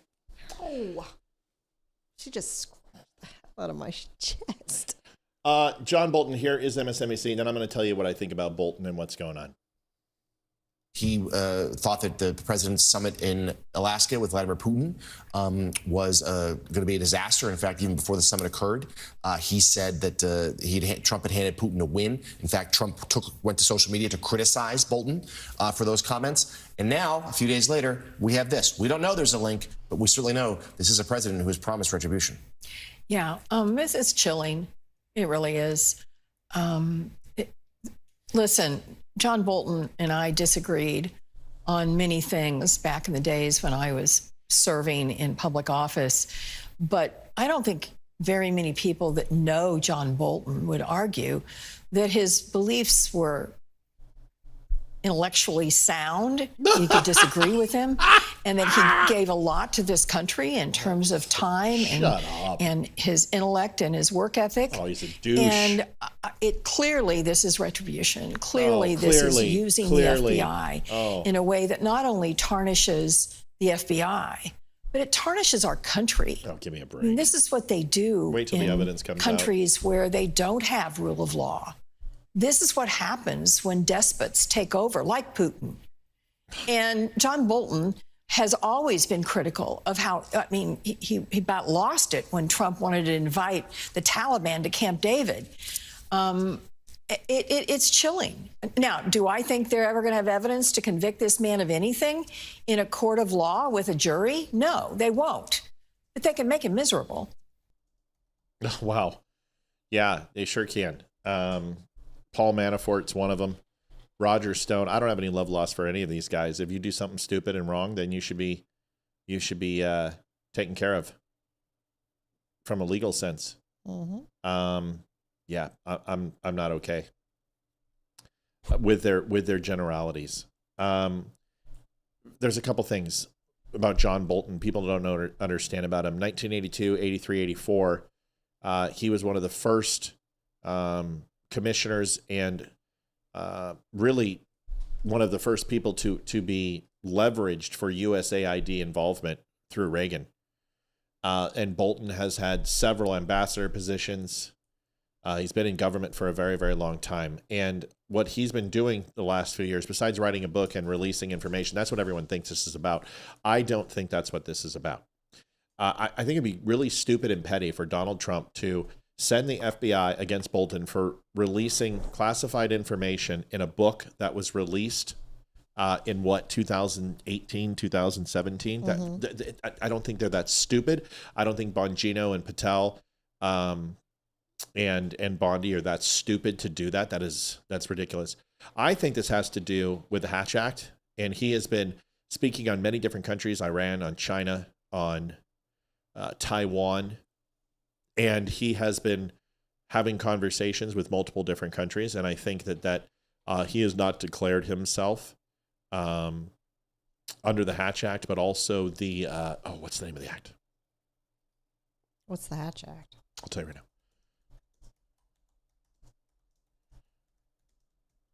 You have to, if you work for the federal government, FARA. So that's the Foreign Agents Registration Act. So you have to register with the FCPA, which is the Foreign Corrupt Practices Act. You have to fall in line with that. 1977. 1938 is the Foreign Agents Registered Act, the FARA Act, which means that you have to register as a foreign agent if you work or get paid by a foreign government. Does that make sense?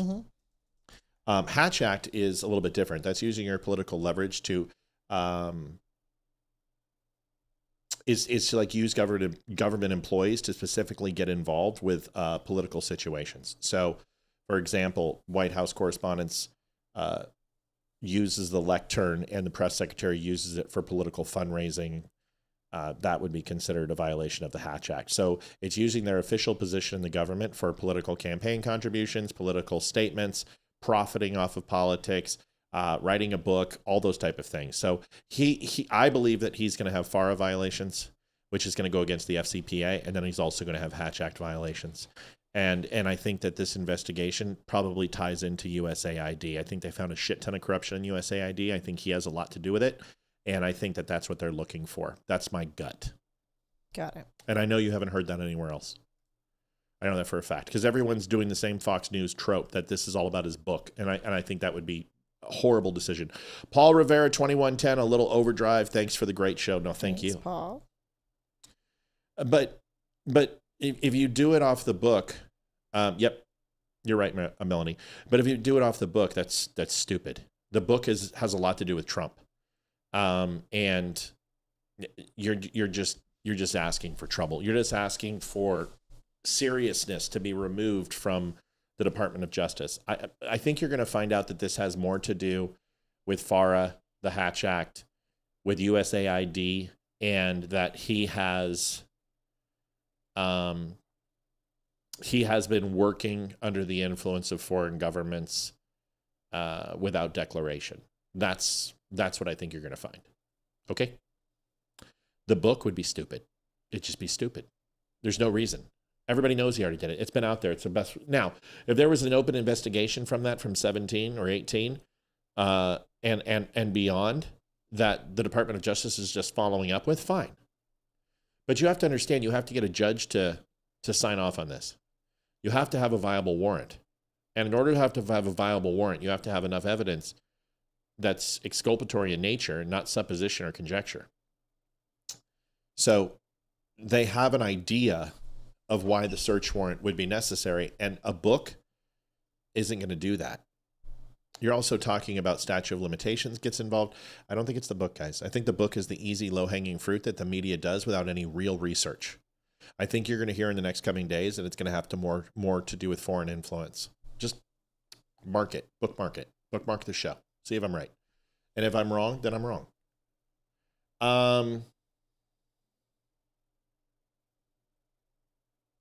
Gavin Newsom.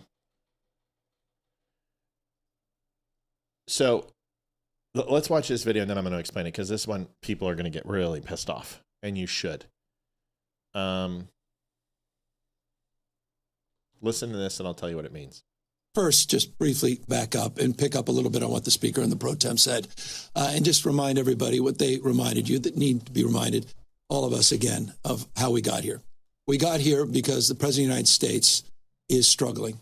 We got here because the President of the United States is one of the most unpopular presidents in U.S. history. Gavin Newsom. We got here because he recognizes that he will lose the election. Congress will go back into the hands of the Democratic Party next November. No. We got here because of his failed policies. Those are being exposed hour by hour, reinforced today by Walmart announcing they'll be raising prices because of the tax increases, because of the tariffs. Reminded every day by a slowing economy, growing mistrust, distrust all across this nation, across the board. He is failing. He recognized that, and that's why he made a phone call to Greg Abbott, asking for 5 seats. Can't win by playing by traditional sets of rules. He plays by no rules. I remind you all the time, it's not the rule of law, it's the rule of dawn. And we're standing up to that. We're responding to that.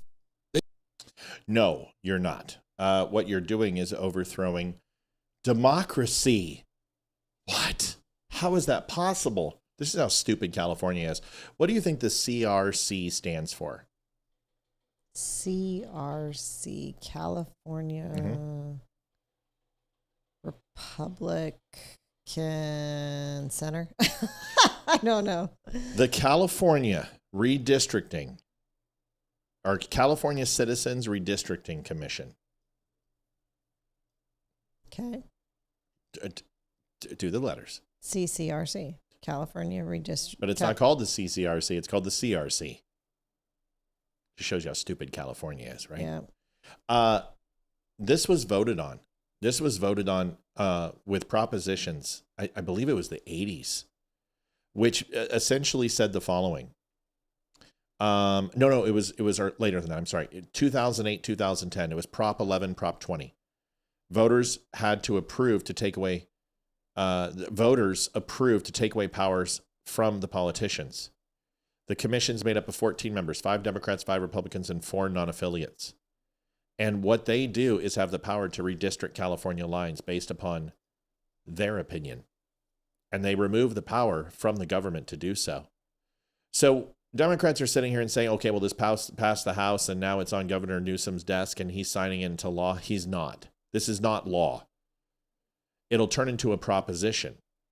This proposition will go on the ballot in November, and the people will get to vote for it. Well, let me tell you what. The people in California are 67% against this. The chance of this passing are slim to none, even after what Texas did. California is no longer the deep blue beast that it once was. There's vulnerabilities. I've predicted in the next decade that California has a very good chance of going purple or red in an election, depending upon the candidate. So just please understand that this is complete crap. This is posturing and pandering. The chances of this going through are pretty slim to none. If you look behind him, I'll tell you how this is true, just so you know. And you're going to hear the spin all over the place. Watch this behind him. Yeah. This meeting. Oh, they're not showing it. Hold on, let me see if I can find it. Nope. Don't have it. And it's prop something. I think it's Prop 20 or some shit. I don't have the video, but it doesn't matter. It'll be a proposition in November. So he can't do that. It's illegal. They have to propose a proposition that will ultimately change the law that's already in place that was put in place in 2008 and 2011. So all this is doing is putting this on the ballot. Okay? So screw them. We didn't lose 5 seats in California. It very well may happen, but I also want to show you something else that you should all breathe a sigh of relief on. And here it is. Oregon, California, these are the areas, Illinois and Maryland. They can redistrict those areas. Maryland was already found to be unconstitutional when they tried to gerrymander based on race, and they had to go ahead and strike that down in 2000, and I believe it was 21. Maryland tried to do it. Illinois will try to gerrymander. California's already gerrymandered to shit. And then you have Oregon. These are all the states that Republicans can do. North Carolina, South Carolina, Georgia, Florida, Alabama, Mississippi, Tennessee, Kentucky, Indiana, Ohio, Montana, Missouri, Kansas, Texas, Louisiana, and New Hampshire. We redistrict New Hampshire. That is going to be incredible. Folks, if they want to play this game, we're going to pick up 21 seats. They're going to lose. So Democrats have to understand is that what they're doing is it's going to go to the Supreme Court. Courts will probably kick it back to the states. They've already done that before, so it may not even make it to the Supreme Court. They'll uphold the state's decision. So each individual state will get to decide. The problem is California, if you try to redistrict California and they vote it down, your initiative is going to be it's going to be a huge embarrassment. The rest of these states are going to bleed you dry. So if you want to play, step up. Let's go. Republicans have so much freaking real estate to redistrict because they haven't done this. Democrats have gotten away with this because they have super states. They have super cities that have such a massive influence that they can draw a line and touch the city this much and impact 40 counties. Republicans aren't going to tolerate it. Yeah, I'm not going to touch on England and Starmer. There's too much tonight. And honestly, I'm going to promise my wife that we're done at 9. I'm going to have to be. We're going to have to drive a little harder. Sorry, guys. I gotta keep up with my promises. My family needs me too. Here's the redistricting plan. Just another video. We're gonna watch this real quick, and then I got a couple more to show you. Gavin Newsom is moving forward with this redistricting plan that would obliterate the map that we have right now, that would abolish our independent commission, that would override the will of voters, and it would take our state backwards to the era of partisan gerrymandering. And so we need to be prepared to make sure that the truth is conveyed in the course of this very rushed snap election that they're setting for November 4th. Because if the truth gets out, we're going to win. 2/3 of voters in a poll just a couple days ago by Politico, Democrats, Republicans, Independents, overwhelmingly said they favor keeping the independent commission to draw district lines in California, and they oppose the governor's plan to put this power back in the hands of politicians and take our state back to the era of partisan gerrymandering. So I believe a national solution is the right thing for our state and for the country right now. But if it comes to it, we need to make sure that we get out the truth and that we win this battle at the ballot box. A number of things I want to ask you about in that response.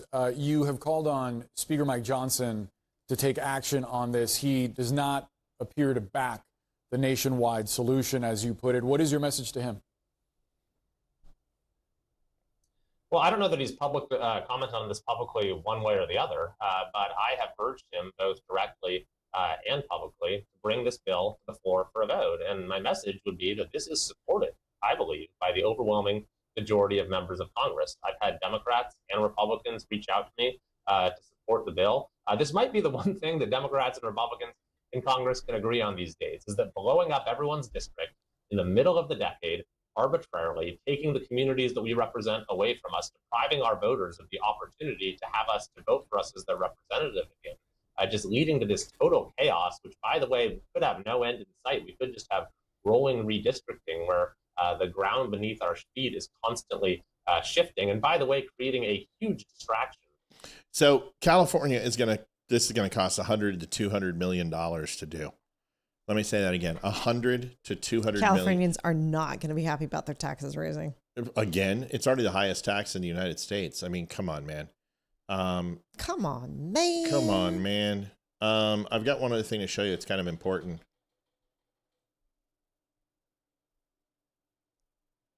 See if I can find this. Here's the video. I will be putting this up. This is the video that they don't want you to see. Gavin Newsom, they've hit Trump on his infidelity and some of the things that he's done. Newsom's going to get slaughtered. The Me Too movement's going to crush him. Women will crush him. This guy is morally, he is a dirtbag, and they don't want you to see this. You won't find this anywhere, but I'm going to put it up on the page. Right. In fact, I was going to put that funny one of Bolton. I think I'm going to put this one. Let this go viral. This one I want to reach 20 million people. One is because the money would be great. It'd be good for the page, but you haven't seen this. Listen. Thank you all for coming here on short notice. want to make it clear that everything you've heard and read is true. And I am deeply sorry about that. I've hurt someone I care deeply about, Alex Turk, his friends and family. And that is something that I have to live with and something that I am deeply sorry for. I am also sorry that I've let the people of San Francisco down. They expect a lot of their mayor, and my personal lapse of judgment aside, I am committed to restoring their trust and confidence, and will work very hard in the upcoming months to make sure that the business of running the city is framed appropriately. I also want to extend a personal apology to everyone in our administration, to my staff that I just met with, to my friends and my family members. I am deeply sorry. Gavin So Newsom, he had an affair with his friend's wife, I'm assuming? no, with his campaign manager's wife. Oh. So, listen, married at the do time? that's why it's called an affair, honey. Yeah, he was married. So, but here's the thing. I don't care about that. I'm not going to sit here and cast stones against him for having an affair. But if you're going to sit here and pretend you're all holier than thou, all this shit's going to come out in a presidential run, dude. And you're a hypocrite. For you going after Donald Trump, you're not so clean yourself. And this is going to come out.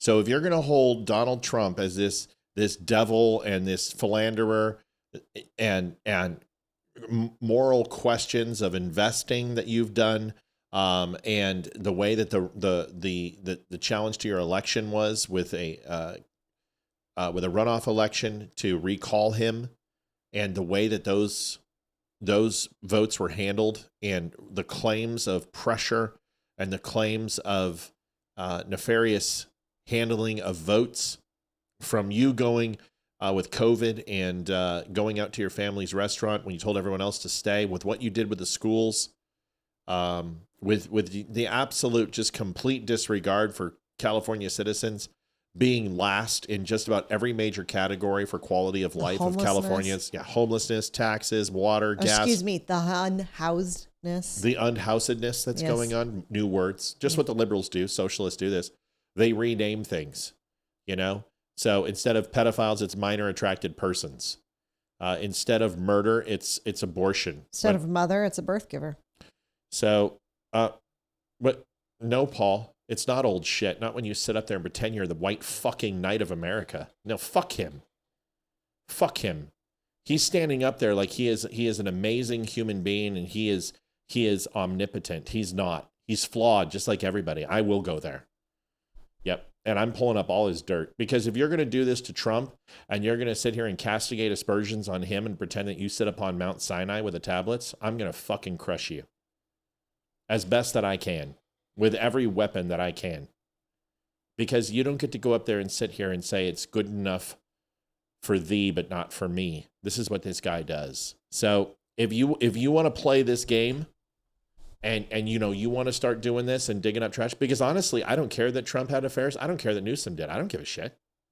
I don't care at all. I don't care until you sit. I don't care that the Democratic Party was part of the KKK, Jim Crow laws, internment camps, the Great Society, the Tuskegee experiments, Manifest Destiny, modern-day slave plantations, civil rights. I don't care about any of that. I don't care, because those people aren't responsible. But the moment that you try to go ahead and put it on me and say that the Republicans were the party of slavery, is that we weren't the party of Lincoln, then we got a fucking problem. Take ownership for what you do. So if you're going to sit up here and say Donald Trump's a philanderer, Donald Trump sells out, that he sucks up to China, even though he went ahead and deported all the fucking homeless and picked up the needles and the crap for one day, cleaned up his entire city for the Chinese, but he can't do it for his citizens, fuck him. Yeah, I'm coming after him. I'm digging up old shit. I'll dig up everything. I will do whatever I can to make sure that this son of a bitch never gets into office. Why? Because he's a fucking communist, socialist piece of shit. And the problem is that he's Kamala Harris and Hillary Clinton rolled up into one, and he's a guy. And unfortunately, women vote with something other than their common sense. And that scares the hell out of me. A handsome guy. We know what happened with Bill Clinton. No, I'm going to dig up everything. So if he wants to play that game, it's rock and roll. So I'll dig up everything, because it's not fair for him to do what he's doing to Trump. It's not fair for him to call him a Nazi. It's not fair for him to call him a racist and a Russian asset and a Putin puppet. But when he needed wildfire money, he came and kissed Trump's ass. When he needed help during COVID and he needed the Navy medical ships, Trump helped him. Gavin Newsom is what's wrong with this country. Yep. So if you're going to play dirty, I'm sorry. I'm all about eye for an eye. So yeah, it's old shit, and I'm going to keep bringing it up. If you disagree with me, let me know. Thank you all for confidence. Let me know if you disagree. I mean, should we play fair? You want to do that? You want to see Gavin Newsom in office? No. I have no. The way he has run California into the ground, I do not want that to happen to our country. No, the guy wants guns. The guy put a Second Amendment. He wants to ban all semi-automatic weapons and 9mm. He proposed a Second Amendment, a change to the Second Amendment through the Continental or through the Convention of States. Are you kidding me? This guy wants your guns. This guy wants universal health care. This guy wants cashless bail. He wants unfettered illegal immigration into our country. Fuck him. This guy is a loser. I can't stand him. And this is why I have absolutely no respect for Sean Hannity. Sean Hannity sucks up to him.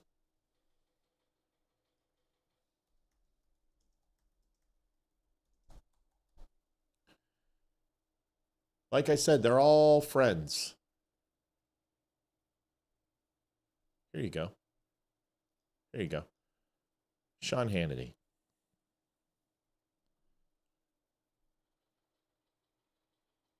Well, look at there who's standing behind Gavin Newsom.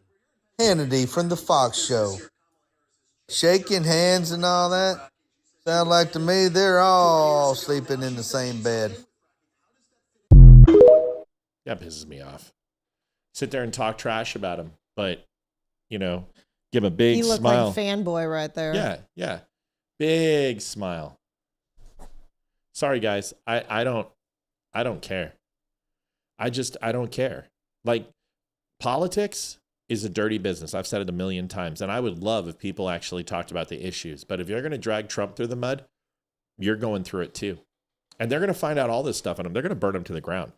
This guy is not a good human being. Allergies.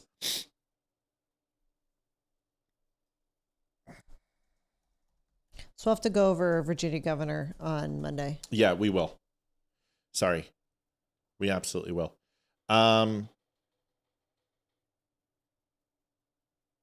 2005 had an affair with Ruby Rippy Torque, secretary and wife of his campaign manager. COVID-19 scandal, the French Laundry. Newsom faced backlash for attending a private maskless birthday dinner. Pandemic unemployment fraud. Administration was criticized for mismanaging $11.4 billion. The Plumpjack and PG&E conflicts. Newsom's winery business, including Plumpjack, were clients of Silicon Valley Bank and received attention post its collapse. Campaign donations and special legislation. Corporate donors to his wife's nonprofit, PG&E AT&T. Newsom signed bills that benefited major donors like Panera Bread exemption and special arrangement for Steve Ballmer's Intuit Dome. Caste discrimination bill vote 2023. Newsom vetoed a bill banning caste discrimination, calling it unnecessary. Right-wing figures. Newsom launched his podcast. Remember, he was trying to get in bed with Charlie Kirk and all the right-wing figures. The wine fundraiser during LA protests. Burner phones sent to CEOs. Partisan redistricting. You can look at the rail botch system. The California fires. This guy's a horrible human being. He's just a douche. So that's it. I think that's all we got. We're out of here. We're past 9. We'll do one more since we did a little bit of overdrive. Is that all we got for donations? Mm-hmm. Okay. Let's see if we can find a good one here. Here we go. I just want to show you the contradiction in the media when it came to the Trump raid versus the Bolton raid. This is why I'm done. The gloves are off. Like, I'm done being Mr. Nice Guy. Here it is. Can't overemphasize to you, John, how big of a deal this would have been within the Department of Justice and the FBI. This is not, a couple of agents showing up at some judge's door in the middle of the night to get an emergency warrant. This is something that would have been planned out and reevaluated and legally examined from every possible angle by the entirety of the leadership structure of both organizations. So let's remember that to get a search warrant in any case, whether it's you or I or the former president, you have to go before a federal judge and convince that judge that there is probable cause to believe both that a federal crime has been committed and that evidence of that crime is contained within the space you have described in your warrant request. So we have, in this situation, a federal judge who made that determination, giving the agents authority to enter that premises and search every part of the premises that might contain the items that are specifically described in the warrant. I have absolutely no doubt that Mr. Bolton will have very good counsel, and they will attack this in a full-throated and complete way, as they should, right? So we know that Mr. Bolton has said critical things about the president. That's not illegal. That's not a crime. That's pretty squarely within your First Amendment right in this country. And in fact, you shouldn't be. You're not supposed to be. The Department of Justice and the FBI have all kinds of policies absolutely prohibiting investigating people for the exercise of their First Amendment rights. And so if that's what's going on here, and there's all kinds of reasons to believe that that might be the true motivation. We know that the president is embarked on a pretty extensive effort to go after his perceived enemies, to, he said he was running on retribution. Yeah. Okay. So last question of the night, and then we're going to go. Paul said, your lieutenant governor candidate is looking pretty okay. What do you think, Matt? Back in May, she was down by 17 points. Right now, she is closed a 7% gap. There's 14% undecided in Virginia, and I will tell you there are not 14% of the people undecided in Virginia. I would say most of the undecideds will break with Winsome Sears. She's starting to gain momentum. She's starting to actually put her campaign out there. I'm reaching out to her campaign. I actually have a contact for Governor Youngkin that we used during his campaign. I'm going to use it and try to get her on. I want her to kind of show a different side of herself and show who she is. And she has some questions to answer, obviously, for Virginians. But a 7% closing gap, it shows that she's moving in the right direction. Like I said, 14% undecideds. Most of those will probably break with probably a 2% to 2.5% jump to her side. That's what helped Youngkin. Is the polling looks very similar to way McAuliffe and he looked. Youngkin was not polling very well in August and then made some huge jumps in October and September. And that's when the momentum really started. And I think Winsome Sears will do the same thing. I'm optimistic. I think if she comes on my podcast, she's going to talk to 40,000 people. I think it'll be seen, especially now. And I'll put money behind it. I'll put some ads around it and we'll get this thing to go and show her in a different light. And she'll have to come in-house. You got to come out here, come talk to one of your constituents. Let's have a podcast. Let's do it right. Let's talk about the issues. Let's you and I disagree on some things. Let's show how you handle it. And I think you would be successful. So she's a good human being. I don't have a problem with her. I think she's not as right as I want her to be, but I think she brings a good balance and she brings the middle of the road. And she's been loyal to Youngkin and she deserves a shot. If I could put Youngkin back in for the rest of his life, I would. If I could keep him permanent governor for 40 years, I would. That's how good he is. There are term limits in Virginia. It's 4 split 4. So you can run non-consecutive terms, but you have to leave office for 4 years. Why is that? Why did they do that? Corruption. It's good. It's term limits. It's wonderful. You split it in order to, 8 years is a long time. And having a governor for 8 years is a really good thing if they're a good governor. But can you imagine having McAuliffe for 8 years? That's true. Could you imagine what that would look like to have Northam for 8 years? For 16 years, have those two run Virginia? We would be doing late-term abortions. We'd be killing babies at 3 months out of the womb. Guns would be gone. We would have transgender high schools. No. No, I don't want a 12-year governor, 16-year governor, 20-year governor. Give me my 4, split them, and then have them come back. What I want Youngkin to do is I want him to go ahead and hand it over to Sears. It's perfect timing for him to run. He'll announce he's running for president. I would assume November 2026 after the midterms. He's going to need Virginia midterms to go very well. Sears is going to need to win governor, and then he's going to have to take some seats in Virginia going Republican. I think there's a good opportunity. Republican showed a lot of softening, moving a little bit closer to light purple. I think it can go red. It was a very close election here with Trump, more than it was in 2020. I think it was like 2020 it was like 0.01% of the vote. He was done. Was counted, and it was like 705, and they already called Virginia for Biden. That's not how it happened in 2024. Yeah. So I think Sears has a good chance. I'm reaching out to her office. I want her to get on early because she's not going to get on late. But she should go on Tim Pool. She should go on mine. I mean, we have to have the top 5 podcast in Virginia. I don't know anyone else who has a bigger podcast in Virginia. I mean, I'm sure there's 1 or 2 groups, but maybe a cooking show or some shit. But holy God, we're going to hit 250,000 tonight if this keeps up. Yep. Do I think Sears can win? Yeah. I mean, but it's a horrible question to ask because anyone can win. But she's trending. Spanberger is a horrible candidate. Spanberger is an institutionalized Democrat. She pretends to be a moderate. She is not. She is. Folks, we're staying on late on our anniversary. We have an opportunity to pop a donation or 2. We'd really appreciate it since we're going into overtime. I'm not going anything past 9:20. I can't do it.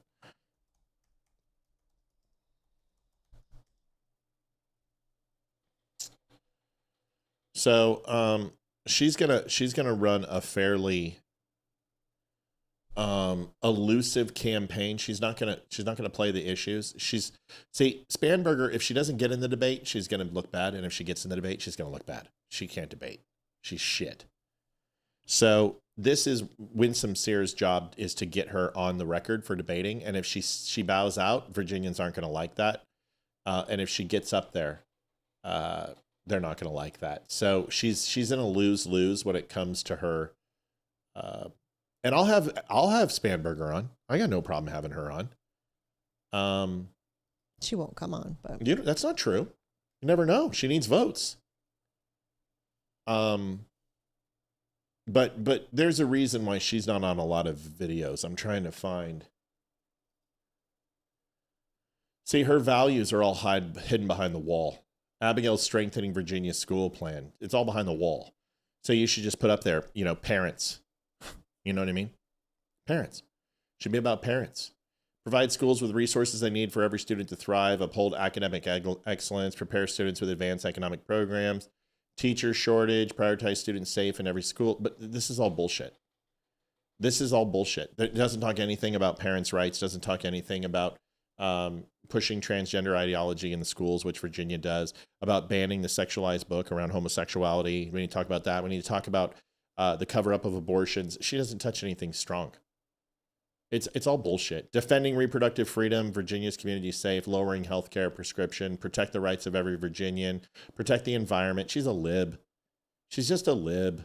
And this is just a generic vanilla campaign. You should have a video right there.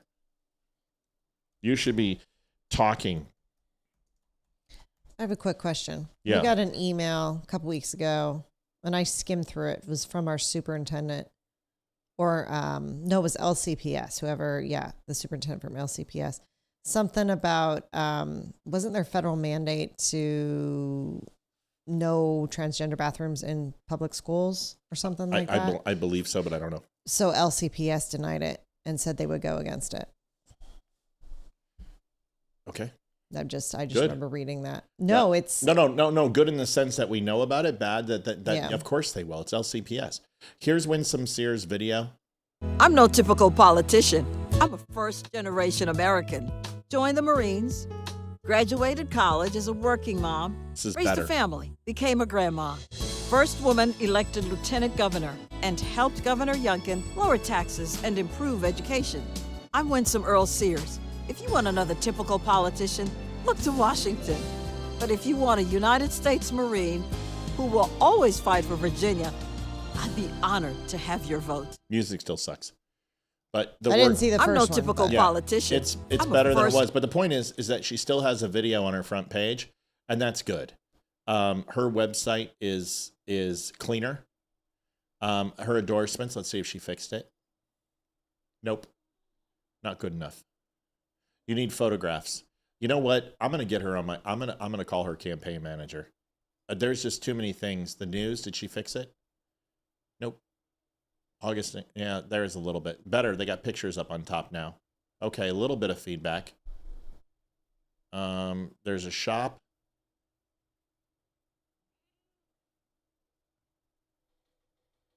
Okay, prices are reasonable. Request a yard sign, Liv. Sure. Get to it, babe. And 4x4 or 4x8. We'll take a 4x8. Okay. Get a big one. We'll put it right in the front yard. Okay. And we'll lead off our show with it. Yeah, she just needs a little help. I want to see her policies. They should be laid out. No, this is too much. You need bullets. You need to have crime and show guns and have a stat. Three sentences. Boom. Abortion. Boom. Yeah, it's schools. too long-winded. Too long. Keep it simple. I want to go to your page. I want to see what you can do. She might take my feedback. She might not. I want her to win. God, cat. All right, everybody. Liv, say your thing. We got 1 minute, and then we're out of here. We got to go. Thank you for the donations, everyone. Thank you for joining us on our anniversary. Really appreciate it. I love you, dear. Happy anniversary. I love you too, babe. Thanks, guys, for making a great night for us. We don't mind spending time with you on holidays and anniversaries and stuff. We really appreciate it. We're going to go have a good night together. We'll be posting a video. There will be some stuff coming over the weekend. Let's hope we hit 250,000. That would be an amazing accomplishment. I want to say thank you. Have a good night. Take care of each other. We'll see you over the weekend. Good night, everybody. Good night, y'all. Adjusting transmitter output. This is the Don't Unfriend Me Show with your hosts, Matt, Leeroy, Amy, and Olivia. Geopolitics, military analysis, and election coverage. Coming to you live on all major social media channels at The Dumb Show. Honest, direct, unfiltered. We can agree, we can disagree. Just don't unfriend me.